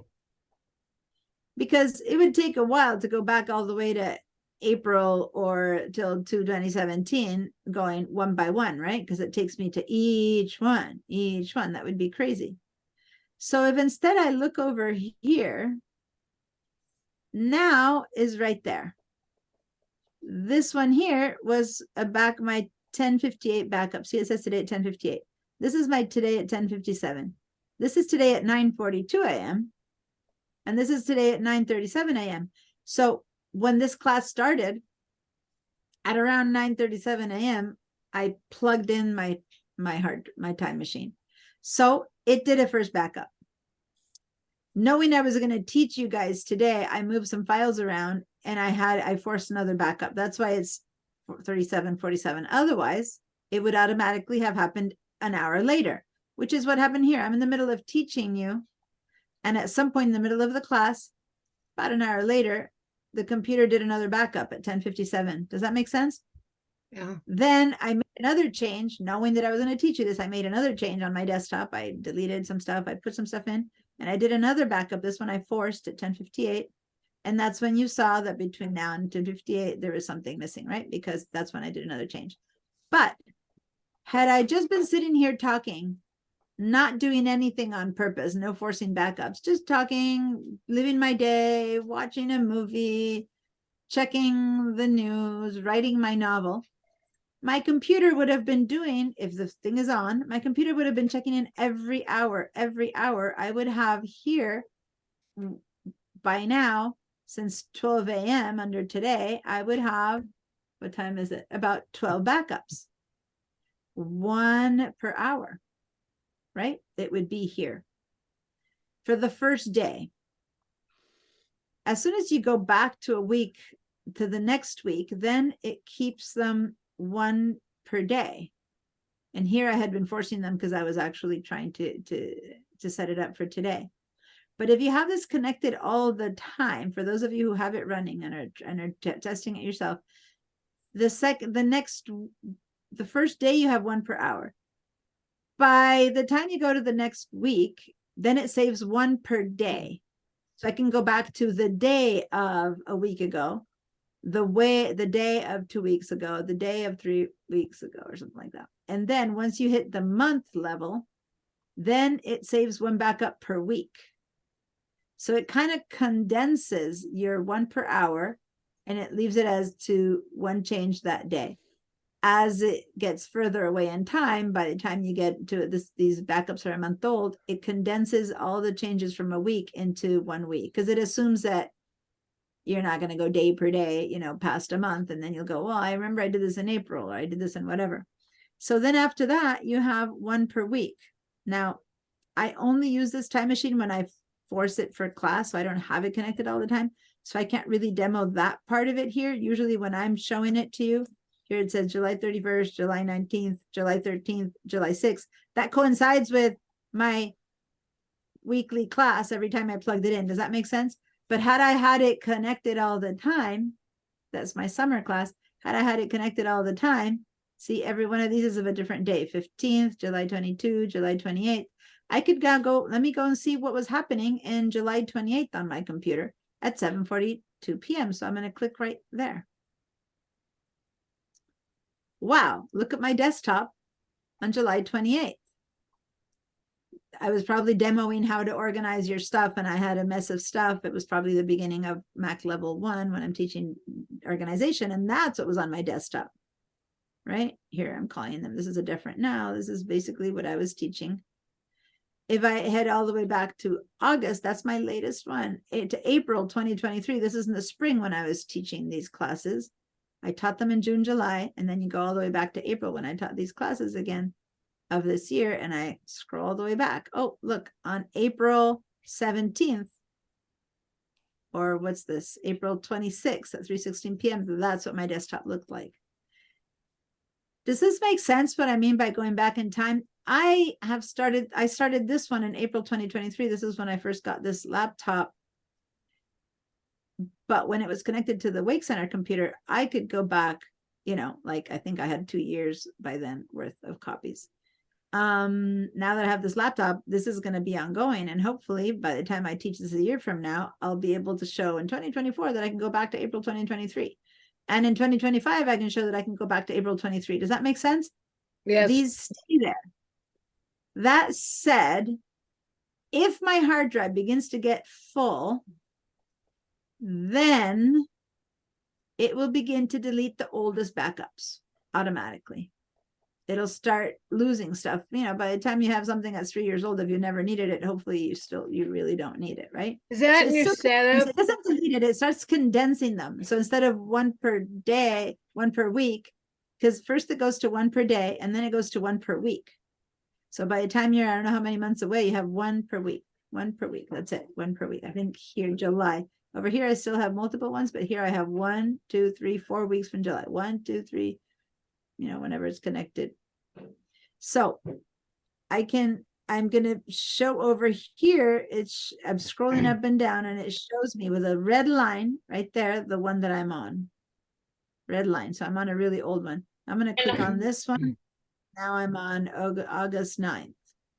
By hard drive, I'm sorry, hard drive, you mean not the hard drive in the computer getting full. You mean the hard drive on, or which hard drive? Are you talking about the external drive? The hard my drive? time machine, if my time machine gets full, it begins to condense and delete the oldest backup. So now I'm going to cancel out. That's how you use it. And I'm just showing you the desktop. But what if instead I had been looking at my downloads? If I'm in my downloads, right? Okay, answered my first I can question. go, I have to start with wherever I want to see. Maybe I'm in another app. I'm in a different app. So I start over here in my downloads folder. When I go into my, browse time machine backups, then it's showing me my downloads history, right? So then I go all the way to April. So here it says previous 7 days, September, August. If I head all the way up to April, this is what my downloads looked like in April of 2023. So yeah, anything that's on your computer. Maybe I installed an application and then I got rid of it. Well, if I went to applications, I would still have the application here that I downloaded, you know, in 2020, in April of 2023. And I can retrieve it from here. So look what happens. If I retrieve this one file, which is in my downloads, okay, from April 17th. It might still be in my downloads if I didn't delete it, by the way. So I'm not sure about that. If it still is in my, you'll see what happens. If it still is in there, it'll just set it up as a copy. If it's not there, it'll just replace it, but it'll put it back in the download. So I'm going to select it and I'm going to say restore. It takes me back to today. And it puts it in there. There it is. It's there today. So I guess I had already deleted it from my computer, because if not, it would have asked me, hey, you have another one, and it would have just put it as a copy. So there it is. That's an example. That's a driver, by the way. This is the Inkjet 14. This is an example of what a driver file would look like to update for a printer, Inkjet printer. That they installed in April 2023 when they had to install a connection to the school computer, and then we didn't anymore, so they got rid of it. And now I don't have it in my computer anymore. But there it is. Where did it return it to? Into downloads, because that's where I had it in April. If I go to my desktop, I wouldn't notice that anything's changed, because what I retrieved was in the downloads. It goes back into my downloads. You can be in other apps and go and look at the history of your apps at that point, and it'll show you the position that app was in at that time. Now, I'm going to stop my share. I'm going to take some questions, and then I'm going to go and show you the beginning of this and how you set it up and where you see what Time Machine is doing. That's just the user side. It's already running and it's working. Now, questions, and then I'll go show you the beginnings of it. Barbara? Well, you answered 4 of them. I have one more. My Time Machine's unplugged. When you plug it back in, do you need to do anything? No, good point. The moment you plug in a Time Machine, the computer recognizes, ooh, Time Machine's back. Let me kick in a backup, right? So if you have a desktop, leave it connected all the time, and then it's checking in once an hour. But say that, like me, this laptop I use only when I teach, right? So I pull up my laptop when I'm teaching, I plug it in, and it goes, ooh, you haven't plugged me in for a week. And it immediately does a backup. If I leave it connected all class long, 3 hours, it might do 3 backups, right? It might 3 check-ins. It just checks in 3 times. And if there's no change, nothing happens. If there's a change, something happens. Meaning it records that there was a change. And then it makes the Time Machine a tiny bit bigger. It records the change. You added 2 files. I downloaded 3 new files. Boom, it records that change. So it gets a tiny bit bigger. People say, oh, so what about my trash? Should I empty my trash first? It's like, no. If you have still things in your trash, in the backup, it'll show that it's in your trash. You don't have to go and prepare anything for your computer before you get rid of it. It's a snapshot of your computer at the moment it's running. And but I don't want it to be full of all my trash. There's a student who always asks me that, and I'm like, it doesn't matter. Your computer's full of whatever it is. If you have stuff in the trash, get rid of it if you don't want it.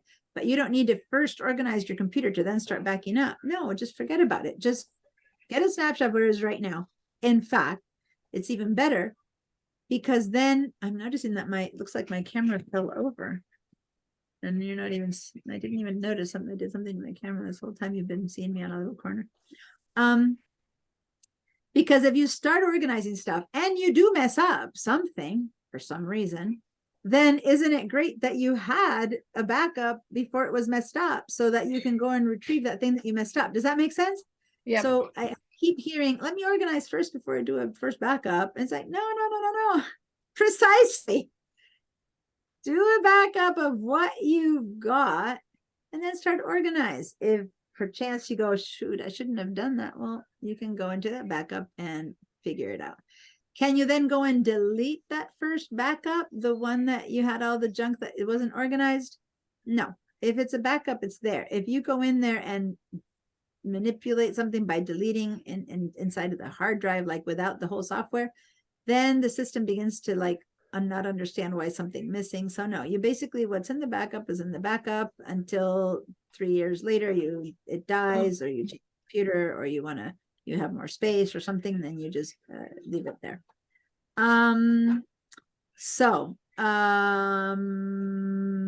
You don't have to back up every day, every hour. If you're on a laptop, then I recommend you basically have to charge your computer every day. So keep your time machine hard drive right next to your power cord. And when you go at home at night, when you go plug in your computer, if you've been, gabalanting around town with your computer under your arm, you get home, or you had it in the kitchen and now you're in your bedroom and you plug it in, or whatever you plug it in.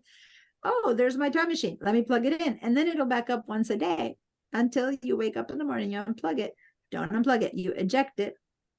And then you go off with your computer to do whatever you do that whole day. And then you just basically back up once a night, so to say.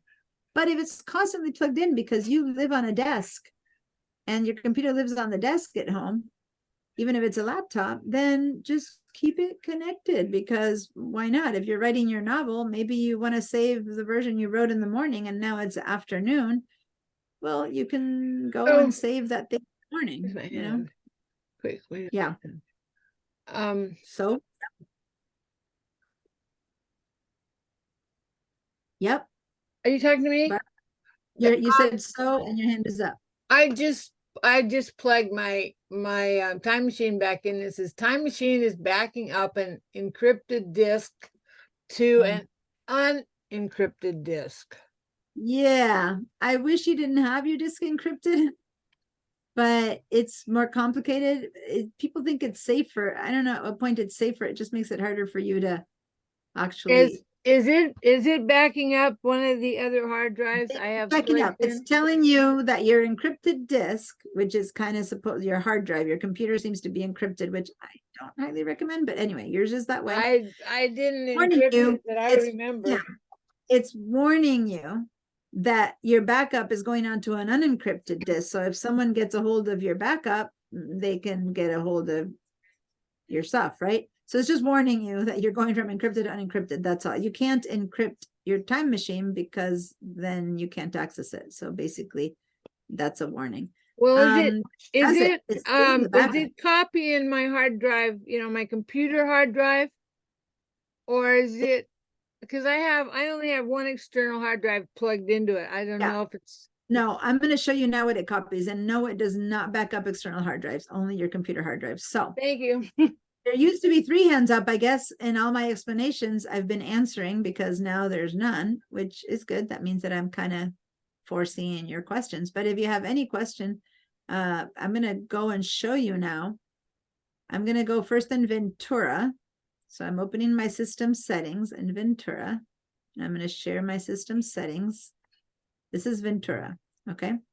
Then I'll go show you for people who have older systems. So where's this whole time machine thing, and how do I see more of the inner workings of it?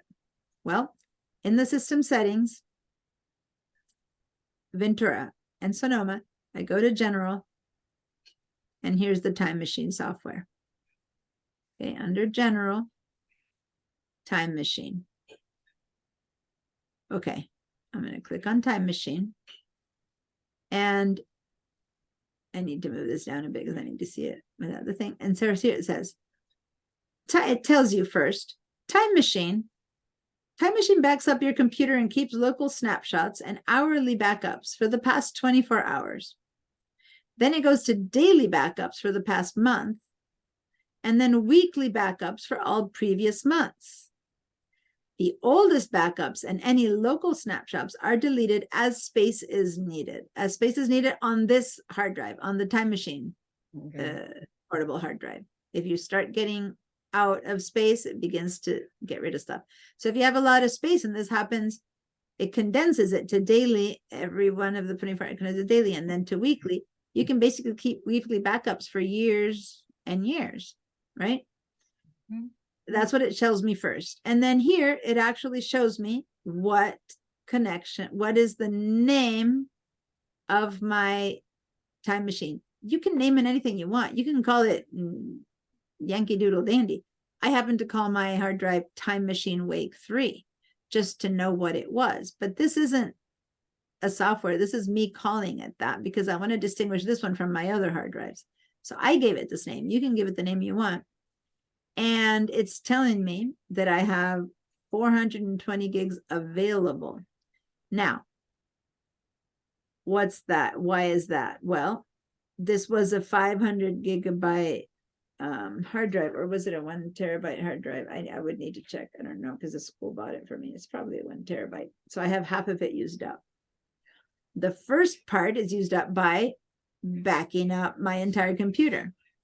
And then it slowly grows. Like if I could show you this in a year, depending on how much stuff with my computer, you'll see that maybe it's now instead of 421 available, I only might have 321 available. And then in 2 years, I might have 200 available. Who knows? You know what I mean? It keeps backing up until it can't figure it out. Then it's telling me my backups. I have it from April 23 to today at 10:58 a.m. That's the backups that are in this hard drive. And it warns me, when is the next backup after power is connected? Oh yeah, I forgot to say, if your computer is on battery, it doesn't perform a backup because it's trying to save your batteries. Unless you tell it to. You can tell it, perform Time Machine backups, even if I'm on battery. When you go into the whole like save your battery thing over here in battery, you could be telling it to do Time Machine backups, low power mode, only on battery. But that's a whole nother thing. I wouldn't recommend if you're on battery because it uses up power. So it'll be when you plug it into the wall. Okay, so next backup will happen after power is connected. My computer right now is not on power. I don't have it plugged in. I'm working off of battery. See, it says 76%. I had started at 85 or 90%. I'm at 76% right now. So that's why it's not doing my automatic backups. If I had it plugged in, I would have had 1 per hour beyond the ones that I'm doing. Now, people are saying, what is it backing up? See this thing that says options? Click on options. And this is telling me I can change that. Right now, my backup frequency is automatically once an hour. I don't even change that. You could change that to having it be every day, every week, or just manually whenever you want it, you tell it to back up. I don't see the point. Just leave it there. And when it's connected, it backs up. And when it doesn't, it doesn't. But you're welcome to do that. Oh, here's where you can say, yes, back up when you're on battery power. I don't have that turned on, so it's not backing up.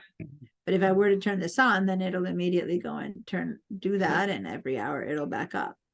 I'm not going to have that because I don't want that to be the thing. Now down here, it says exclude from backups. If there is something you don't want to back up, and I'm just saying every now and then someone has something that for some reason they don't want to back up. You might have a very super uber duper file that's you need to keep secure that no one else can see. I don't know, something like I'm inventing that. I don't know. You want to save some space. You don't want to back up your downloads, for example. If you're going to clean up your downloads, you put them in there and then you move them on to where they need to be and you delete them. Then why do you need to be saving your downloads, right? So you could go over here and tell it exclude from this backup, for example, my downloads, or exclude certain things. So you can do that. If you don't exclude anything, which I don't, then it copies anything that's on my computer except for any extra connected hard drive. So it has to be on my computer. Okay, so that's it. Let me really quickly show you the same thing on the other computer, and then I'll take questions. So let me show you Time Machine on Monterey. Okay, so first of all, I go and open my system settings, and here they are. And in my system preferences, there's my Time Machine. I click on Time Machine. Do I have it connected to this computer? Okay, this computer is a bit more complicated. This is I'm not at school right now. This is my personal computer. I have my personal computer set up with 3 different accounts. I have my work account, my teaching account, and my personal account. So it's as if 3 different people used it. Instead of having 3 computers, I do that. So I have multiple backups, which, by the way, there's this one that I haven't connected them in for a while. So this one's telling me that my elements backup goes from May 11th, 2022 to July 11th, 2022. This was a temporary backup that I did when I was going to Argentina and I was taking some stuff in there and that's it. So it hasn't continued to back up. I could tell it, well, don't back up to that anymore. I could select it and say, stop being that. Then right now I have SPCC Time Machine connected. And notice that seems to have triggered right as we were talking. It's beginning, it must be the once an hour. It's beginning to back up as we're speaking. So that's kind of cool because see how it started doing it? Yeah. Then I have some other older ones here. I have one that doesn't go until July. These are some that I connect and disconnect. This one hasn't been, the Seagate hasn't been connected since June 8th. Sometimes I'm testing or doing other stuff where I'm connecting just different parts of my computer. But that said, this one is now connected because I'm on my teaching account and I haven't been on my teaching account in this computer for a while because I've been teaching from school. So it looks like, oh, you're on and you're gonna, connect. So the way this, it tells you the instructions here a little bit more. I like this instructions better than the other one. Local snapshots as place permits, hourly backups for the past 24 hours, daily backups from weekly backups for all previous months. And the oldest backups are deleted when use becomes full. And this is the good old show time machine and menu bar choice. If I have this off, then I don't see it up there in the menu bar. So I can't get in to my time machine backups. That's the only way I can get in, having that icon there. So I'm going to turn this on to make sure that now I have it there so that I can say enter time machine. It used to say enter time machine. The new one says browse time machine backups. In the past, it said enter time machine. I noticed myself saying enter time machine before. And when I looked, it said something different. And the new computer it says browse backups. Which might be more specific. You browse your backups versus enter time machine might have looked like this woo-woo sentence. So I guess it makes sense. It's doing a backup. It already finished. It checked in. Nope, not much different. And now it's cleaning up. So I could have said skip that and it just takes a little while and then it'll be done. And then it'll just wait until an hour from now. It'll do that again. There it is. It's finished. So my latest backup was today at 11:47 p.m. That's it. So now and this one started a year earlier than the other one. This was as backups from April 2022. So I actually have a year and a half worth of backups here, it would seem. Okay, so if I want to go into them to see them, I'm going to click on enter time machine. This I have had a hard time on this older computer. When I've tried to share before, sometimes it gets glitchy. So if it gets glitchy, I'll just stop it. You have to have that external drive hooked up to your computer in real time to access the older versions. Hold on. Yeah. So look, see how it's getting all glitchy in the share? It's getting kind of broken up. Yes. Is it doing the weird thing it's doing? Yeah. This older computer is less powerful. And on Zoom, I'm seeing it normally, but my Zoom is having a hard time sharing. But let me, as long as it shows it a little bit. So see, I can go, if you can see, I can go all, look at how much history I have on this one. I have many more years of backups. I can go all the way up to September 2020. So if I go look at my computer on September 17th, oh my God, this one goes to 2020. Oh, because I interrupted. I don't know that I can go to the 2021 because I interrupted and changed computer. Let me see. I'll try to go to September 2020. Yeah, it's not going to work. This, I had a whole different setup. So this one, although it says that, it's not accessible this way. I can access it a different way, but the old ones are not accessible. I think on this one, I can only go back to April of 2023 because the older ones are not. So here we go. It said April 2023. So let me go to yeah, this is 2021. Let me go back to November 2022. That one I can go back to. So I'm going back a whole year and I can go back up until I guess, I think it said April of 2023. That's when I can go back. July, June, May, April. So this is as far as back as I can go on this one. So it's taking its time loading. I'm on Zoom. It gets really glitchy on Zoom, but see how I could be looking at Thursday, April 28th of 2022. I'm going to cancel When I tried to teach this on this computer on Zoom, it gets glitchy. And finally I can demo it on my new computer, but on the old computer over the summer, I couldn't teach it. All right. So that's where you turn the information. That's where you get it from the new computer, from the Monterey and older.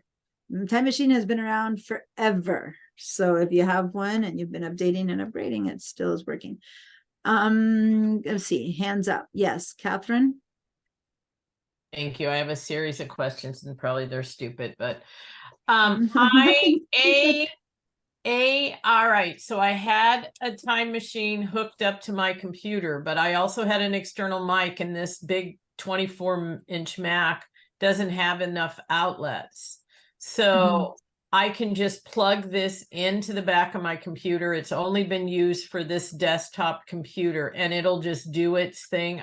Before I unplug my external mic and replug this in, I want your blessing. It's good to go. That's one question.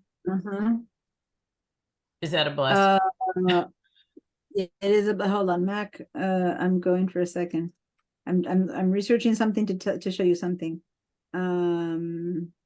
Because these don't have enough jacks, this thing, and I always am like, yeah, so I'm about to share. I just did a search, Get and an all I did extra was jack that write a has a lot search of for holes. MacBook Pro hub.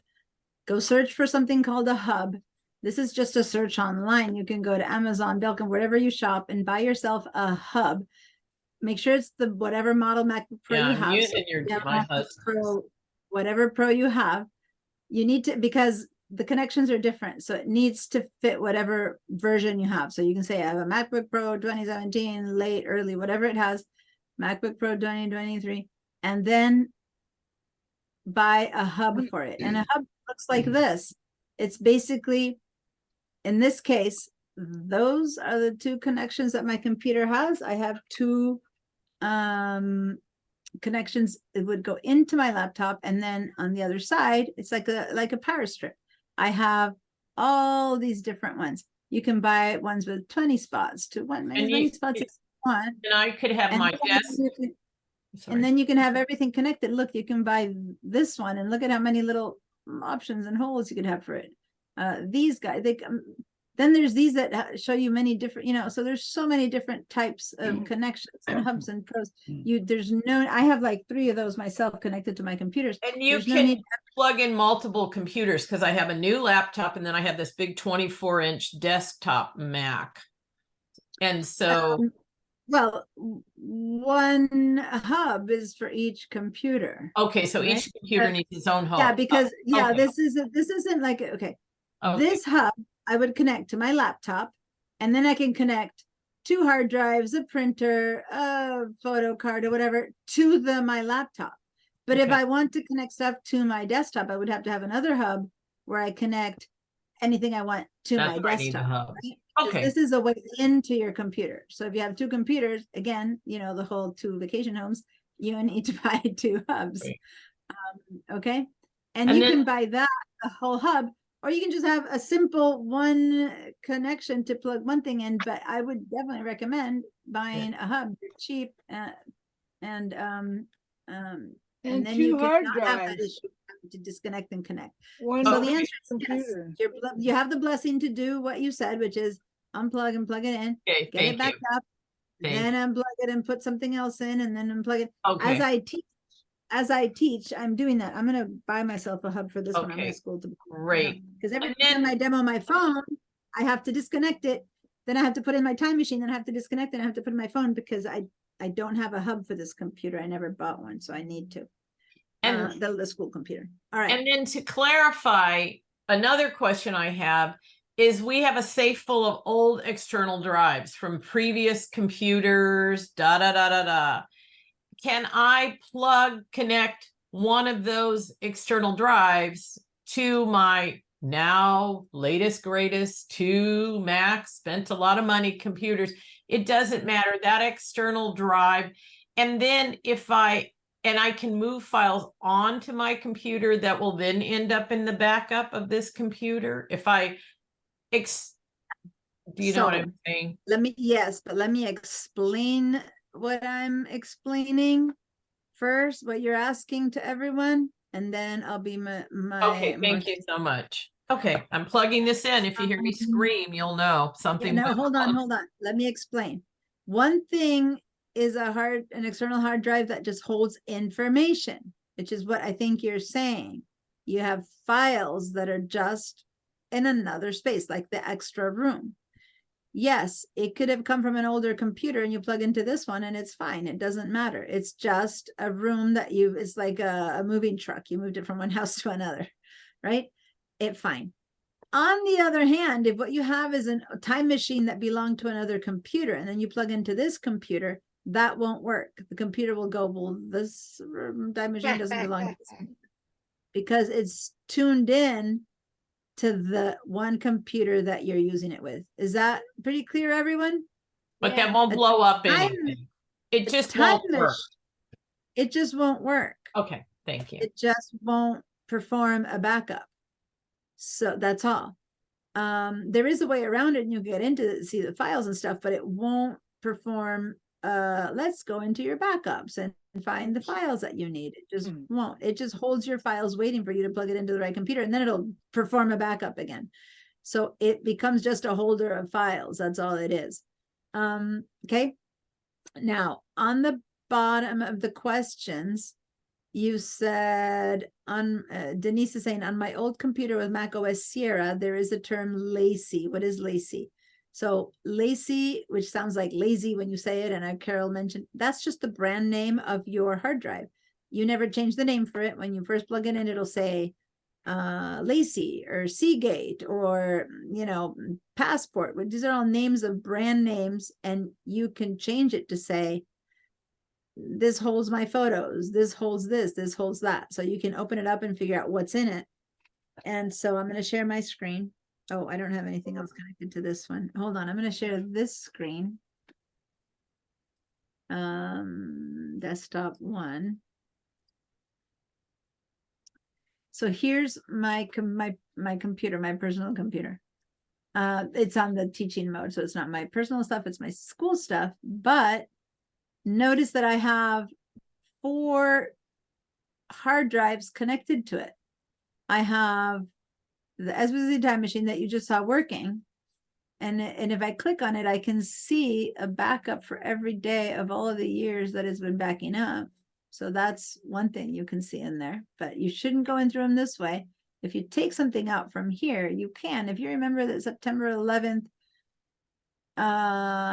of 2023, or, whenever you open it up, you can actually go into your computer at that point and go into the system if you know how to do that, and go into there, go into the go into the desktop and stuff like that, and open stuff. Now this happens to be my personal account, so I go into here. So I could go into my documents of April 4th, and here's what was on my desktop. So I could do that. But the problem is that if I take things out here by hand and change and modify my history, then when I try to use the backup system, it'll go, whoops, something's been changed, corrupted, messed up. So you shouldn't go in this way, okay? But you could. But then I actually have backups. I have an 8 terabyte extra backup that holds a lot of my extra files. And then I have another one, and then I have a clone for it. These are all hard drives that I have connected to my computer. This is a clone of that one. This is an original one, and I don't have the clone connected right now. So this and this are, it's open in a different spot, but this is constantly, when I have them connected, checking in with that clone copy carbon clone copy clone software. That's like a tongue twister. I can't say it. This one is identical to that one, and the software checks in and does, okay, did you change anything in that one? If you did, let me copy it to this one. So that's that software running in the background. As long as they're connected, this is cloning that one. Okay. But they're all connected here. And as long as they're connected, they're doing their thing. If I disconnect it, like right now, I have the clone for this one disconnected. Remember I told you I had 6 hard drives here. If I Right now, I don't have the clone for this one connected. So if anything I'm doing in here isn't getting backed up. So if I put anything in here that isn't getting backed up, then it's just not being connected. But the whole point I'm trying to say is that I put these names in there. This was the original answer to Denise. This was a Seagate brand, a Lacey brand. I don't know. I have all kind of brands here. And when you first plug them in, they give you their name of their brand. And you can right click and rename, just like I can right click and rename any file. I can just go right click and rename. I could also right click and rename. If I were to want to rename this guy, I could rename it, right? Anyway, so last thing I wanted to say, I can rename it from here, by the way. I can actually right click over here and rename it from here. Rename. And so then suddenly my 5 terabytes all would become whatever I want it to become. But I rename my time machines into time machine, although the icon itself looks different. When this is just a hard drive that holds stuff, this is what it looks like. When it's a hard drive that's become a time machine, it's a different one. It comes in and has this icon. So visually, I would have been able to tell anyway, but I like also telling my name that this is a time machine backup and that this is not, or whatever these things are. I actually have a different one that has my photos and stuff. I don't have it connected right now because I'm teaching, but I have other stuff that's personal. So when I bought these, I didn't buy the dedicated Mac one. I bought one that is from Costco. When you buy them at Costco, they're just the basic, how is it called? They're just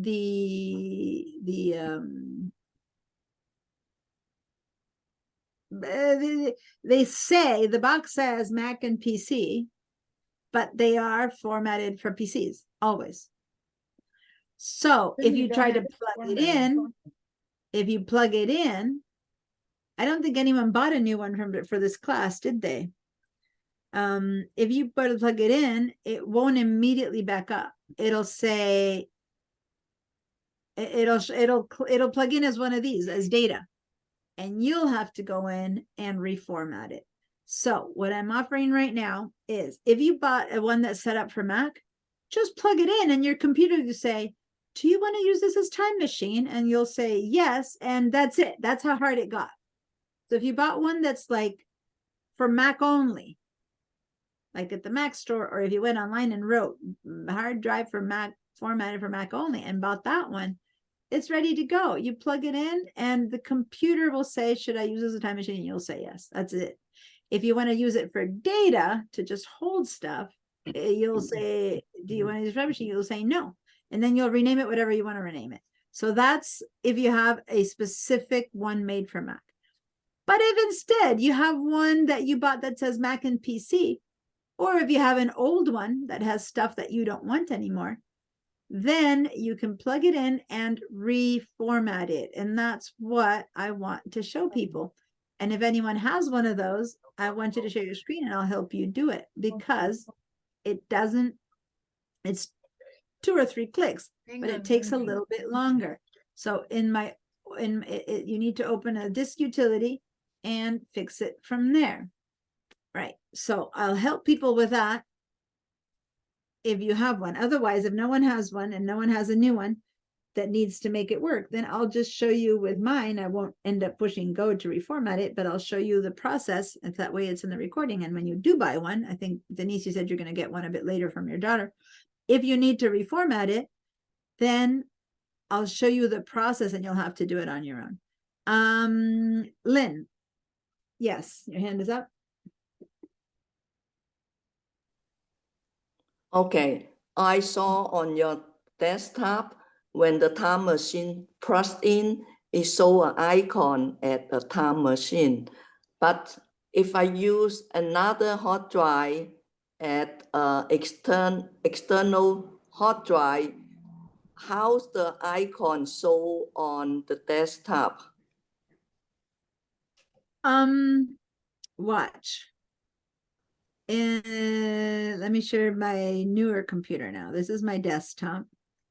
Let me close my system preferences for it. Here's a Finder window, right? I open a Finder window. And if you look at my hard drive, I have these two icons, which you might or not have. You can turn them on or off at will. But I also go over here and so I see it visually here, it pops in. But if I go to my Finder window under locations, it also tells me anything that's plugged in right here under locations. So in this computer, I have one thing plugged in, which is the Time Machine Wake 3. I'm going to stop my share and I'm going to show you on my other computer. I'm going to open a Finder window. And on this computer, hold on, the Finder window pops up in my other desktop, in my other computer. So here I can see that I have my hard drive and my 1, 2, 3, 4 plugged in hard drives. So if I go to my Finder window, I'll see my 1, 2, 3, 4. So it's two different places of seeing the same thing. Now, you will always see me here under locations. If you have something plugged in, you might not see them here depending on your settings for your Finder window. So if I go to my Finder window and view options, is it there? What do I get to see? No, it's not Finder window view options. It's I'm trying to remember system settings view. Where's the view that tells me to see this or not see this? Hold on. There's a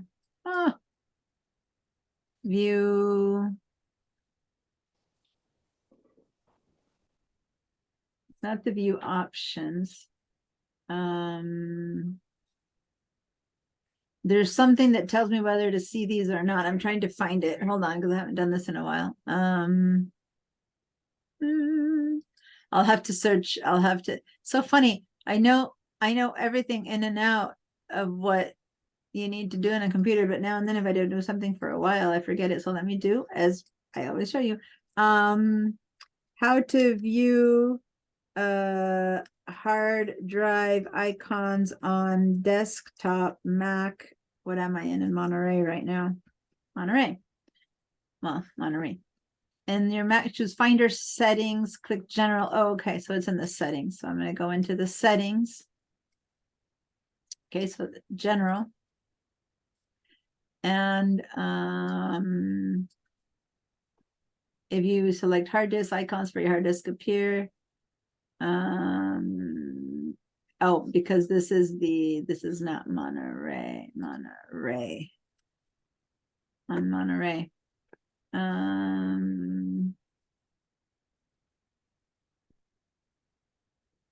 So this is Monterey and it's somewhere else. It's not here.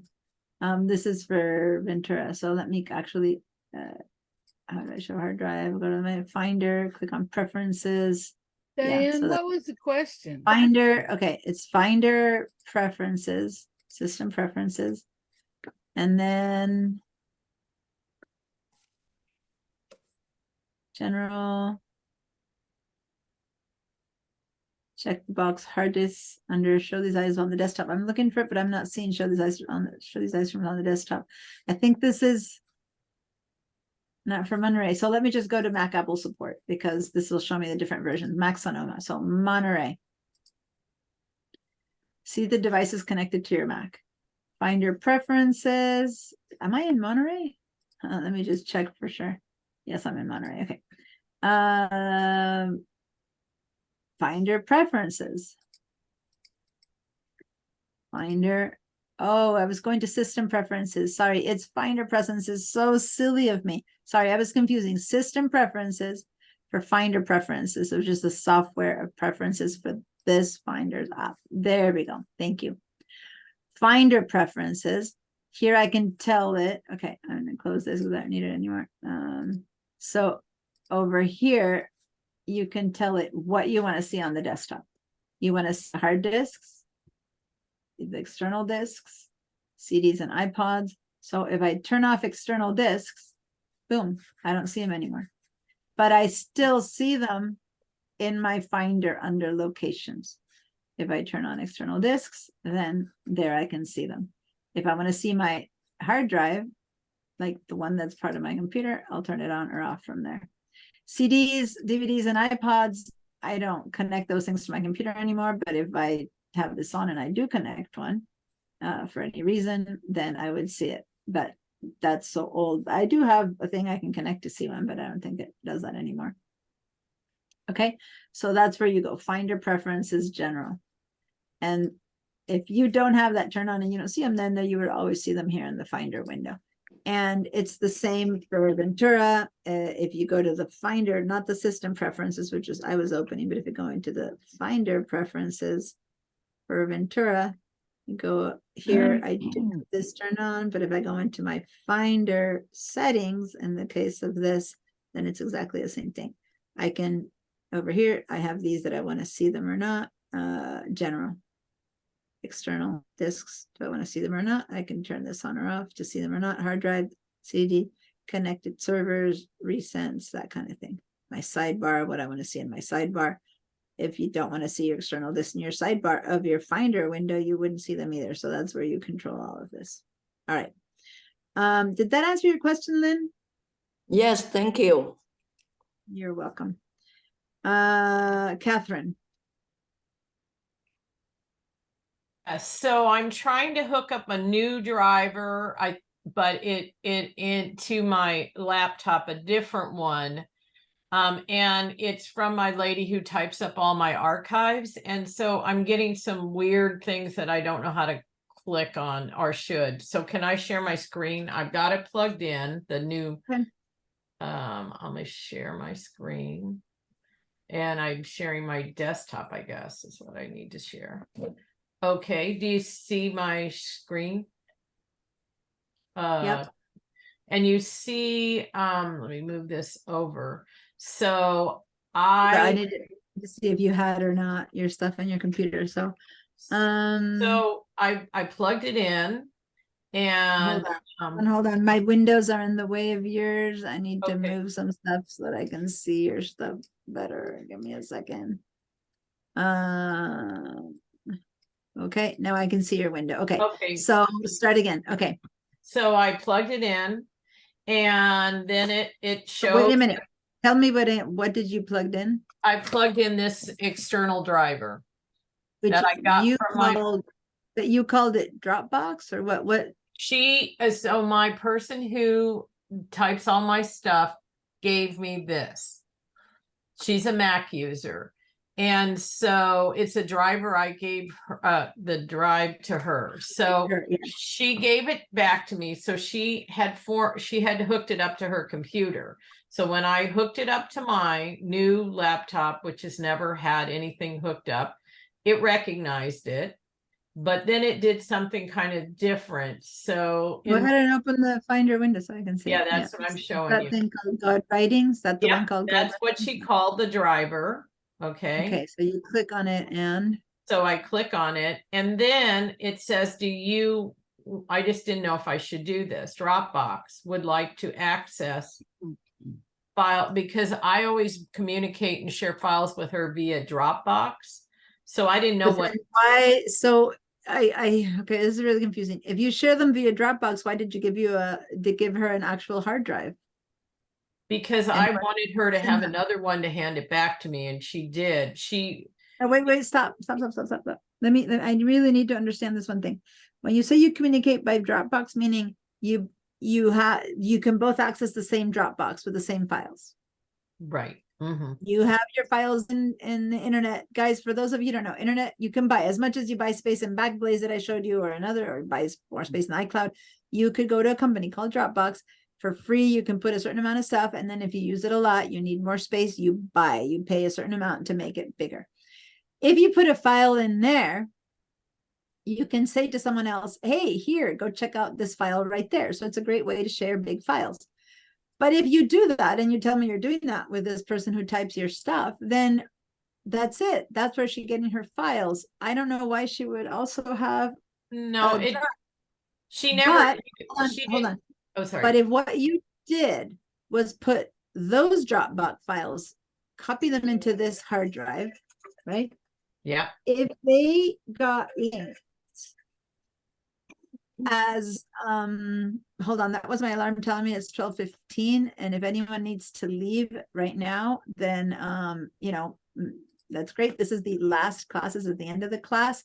I'll keep answering you for a minute, but let me deal with this because some people do leave at the end of class. And I just wanted to show you, well, I'll be sharing with you what other files I have, what other classes I have in spring. But there's one more class coming up that you guys might be interested in. So I'm gonna stop your share and then I'm gonna come back to you. This is the classes that I'll be teaching this session, and I have, you know, more Illustrator, digital design, but there's this one that might be interesting to you guys. All of them might be interesting, but in particular, I want to point to this one because this one is a class for those of you who create things, flyers, brochures, posters, greeting cards, Christmas greetings, I don't know, photo books, albums.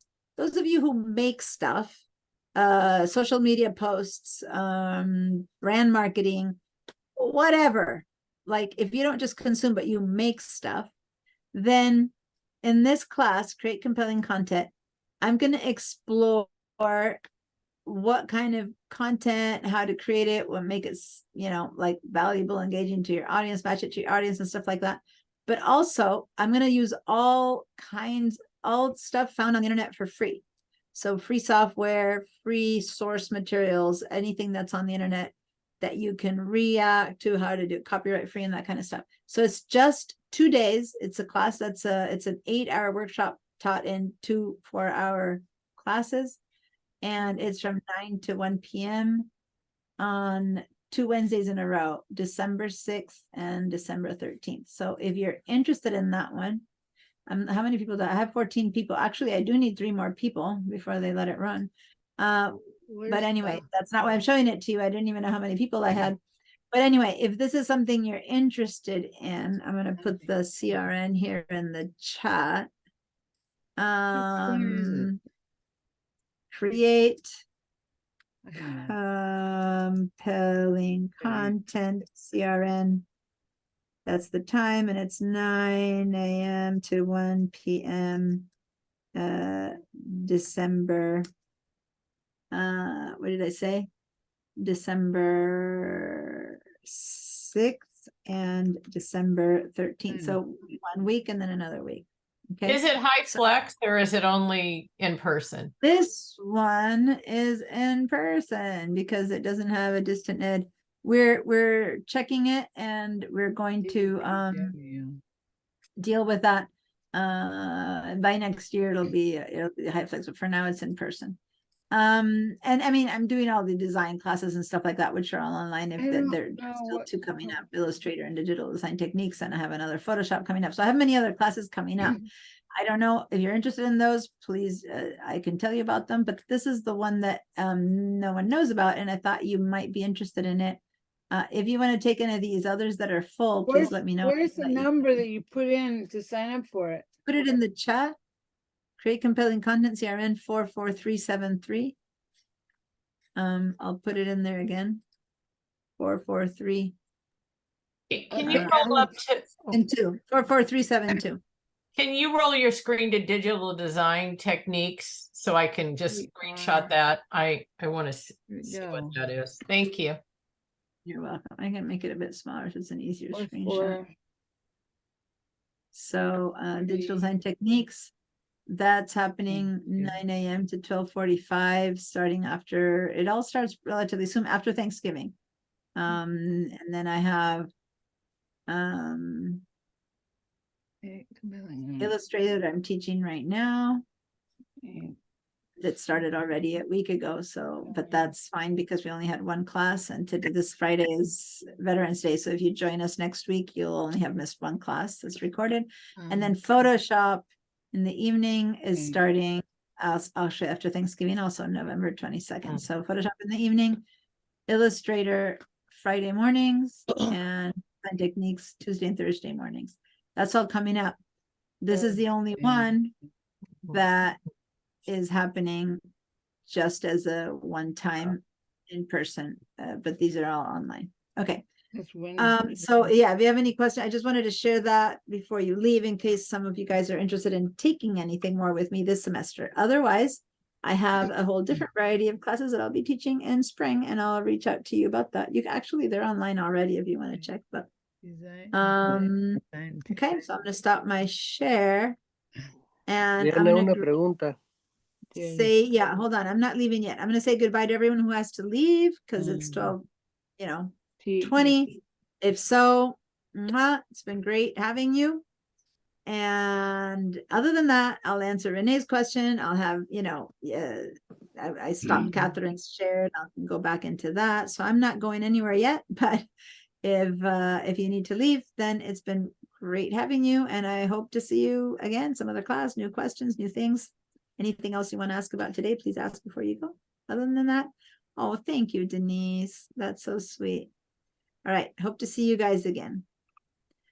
All right, so that's the visual ending of the class. Now I'll answer other questions. I think Renee just has a quick question about classes because he spoke up with that. So hold on, Catherine. Yes, Renee, ¿cuál es tu pregunta? Sí, Diana, te quería preguntar si podemos acceder todavía a las grabaciones de la que están de tus clases, para que si quiero repasar algo pueda yo entrar ahí.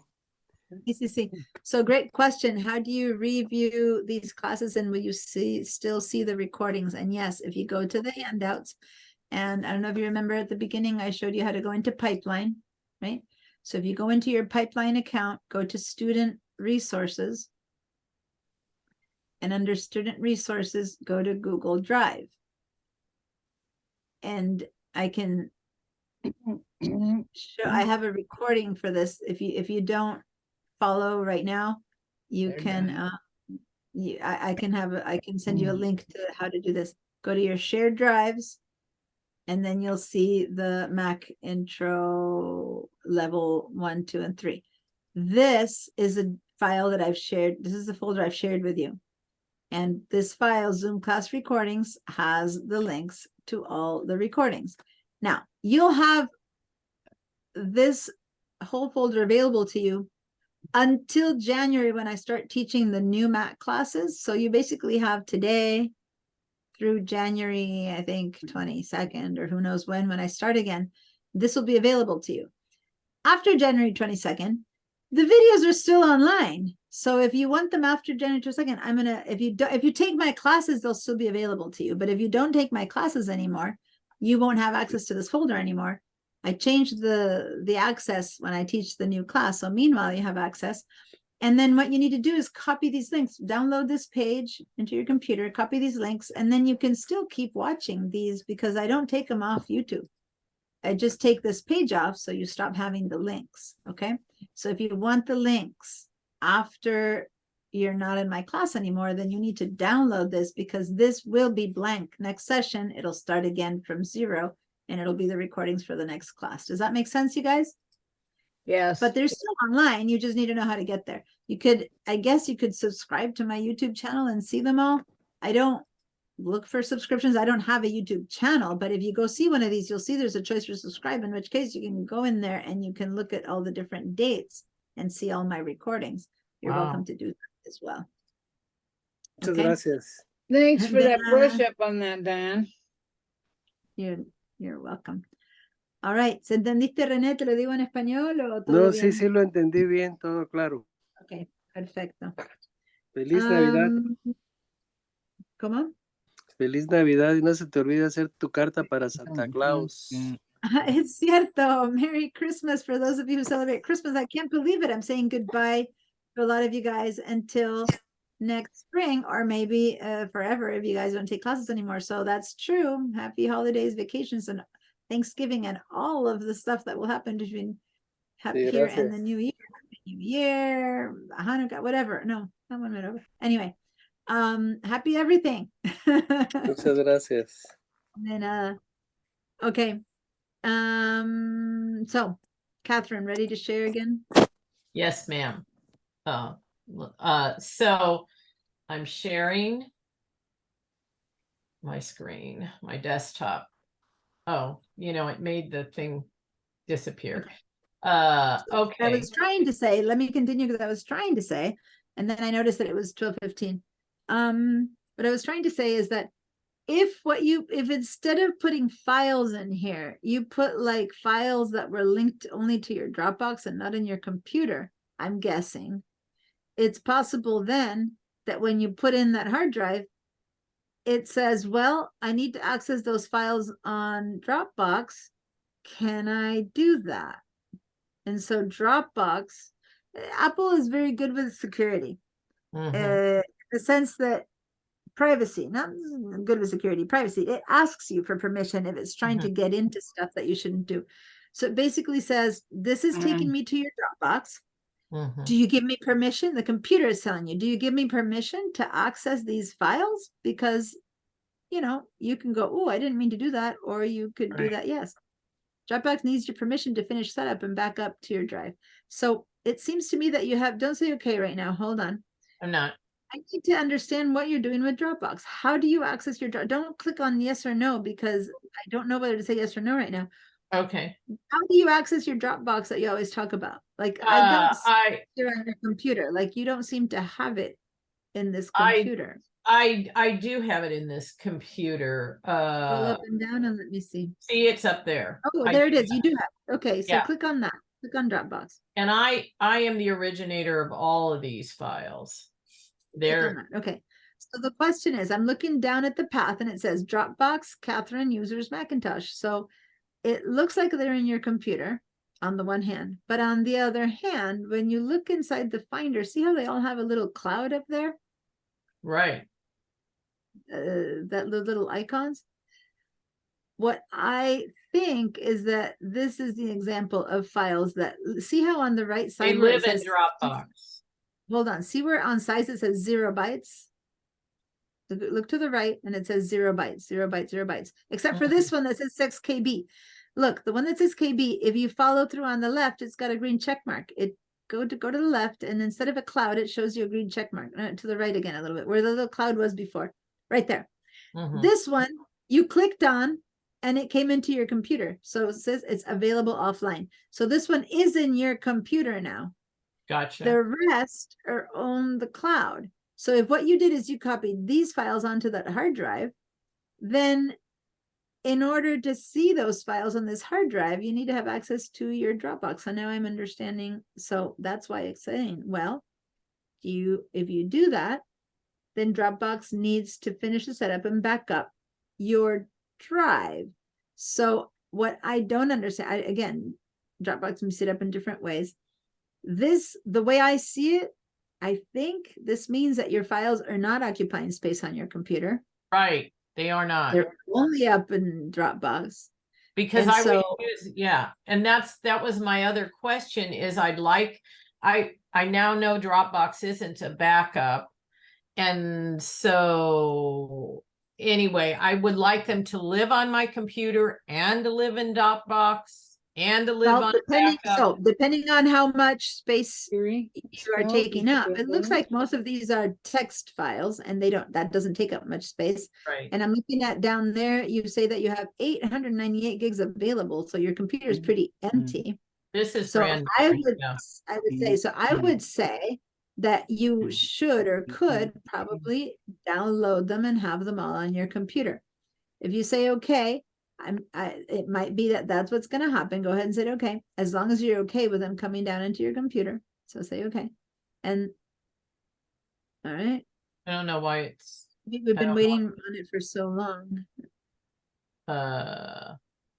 So should I go back to the drive, which is where I got that window? Go ahead and eject it. See if it lets you eject it first, and then put it in again. Can you? And to eject it, right click. How do I? Just either click on that or say right click eject. And now I just clicked on it and it started spinning. Yeah, it's not ejecting. So go to the name of it and say right click and then eject. And now I don't have control. Should I stop the share? Maybe that's the issue. I'll start my share again. Go ahead and eject. Okay, going to this, starting my share. It's just confused. Okay, so now go to the Word God Writings. Right remember it's 2 fingers down if you just have a touchpad. Put your Okay. mouse. I am on the doing left. that and it's not doing anything. Okay, so then this thing Dropbox is in the way. So say okay again, and if not, we're gonna have to go in and do a Okay, force all quit. right. Okay. Okay, so then go up to the Finder top and do a force quit because this is all. It's not being letting me stopped. even force quit. Oh, maybe because I'm in share. Oh, there, no. Now I'm just Yeah, caught. click on your desktop. Click on your desktop, and you Meaning, can't do a share. Go. You can't pull up your menu. That's oh, on you're top? not seeing, I'm seeing a spinning wheel. It's just a colorful spinning wheel. Oh, I Getting don't a see di- this. now- Yeah, it's just a Got it. complete Yeah, working it's spinning you need to wheel. cancel out. So I'm gonna stop your share because that could be part of Zoom. Go up. If you're getting that spinning wheel, It's still go spinning. up to your Apple. If you can access the Oh, Apple. yeah. Yeah, do a force And quit. save a force quit to that. And Great. if you don't Okay. see Dropbox anywhere, then you might see the Finder. You can force quit your Finder. Okay, And it'll stop force that quit process. applications, if the app doesn't respond, now it's asking me, it won't just force quit. Select a name and I collect, like your rainbow, Barbara. Finder, I don't, you want Did to, it force quit? no, it's asking me, it doesn't, you What have, does force quit say? Can you say force quit the Finder? it says you have force quit Finder, you have force Finder to quit. And then it says Yeah. quit report to see details, or should I ignore? Yeah, just forget it. Just say ignore. Okay, great. Okay, and now And maybe it'll that force quit. that process should have stopped. You should not have the okay anymore. Do you? I do have the okay up. It's Okay, it's can you okay. try and eject if worst case scenario, unplug your hard drive. Worst case scenario, unplug your Okay, your so drive. I'm gonna go to It's not Finder. ideal. But if none of that is working. It's not letting my then go ahead and Finder unplug. window work at all. Oh, wait a minute, hold on. Okay, Okay, so go ahead and unplug. yeah, I'm gonna just unplug it. Okay, it's unplugged, eject not, just not ejected properly. Okay, so now I'm back to square one and it didn't. Now go to your Dropbox, and if you want the Dropbox stuff to be downloaded, you need to go to the little icon for Dropbox that you have, I guess, on your menu. What I'd love to do, this is really, I'm sorry, I'd love to put the Dropbox files Hi, Denise. on my main computer, which is the desktop. I'm more concerned about Oh having. my God. Wait, stop. Hmm. Stop. No, don't close anything. See all the, no, don't stop the share. Okay, I said, don't do anything because that window that you just showed me of your tabs, that's why your computer's spinning and spinning and spinning. You cannot have that many tabs open. And you okay, probably have this, other, oh it's yeah, just- so this is would my recommend- desktop that has all these open. The other thing we were on was the laptop. I'm wondering, Deanna, is it possible, and maybe you don't want to answer this now, I would like just to pay you to consult whatever you'll charge me to get this, rather than take your time up.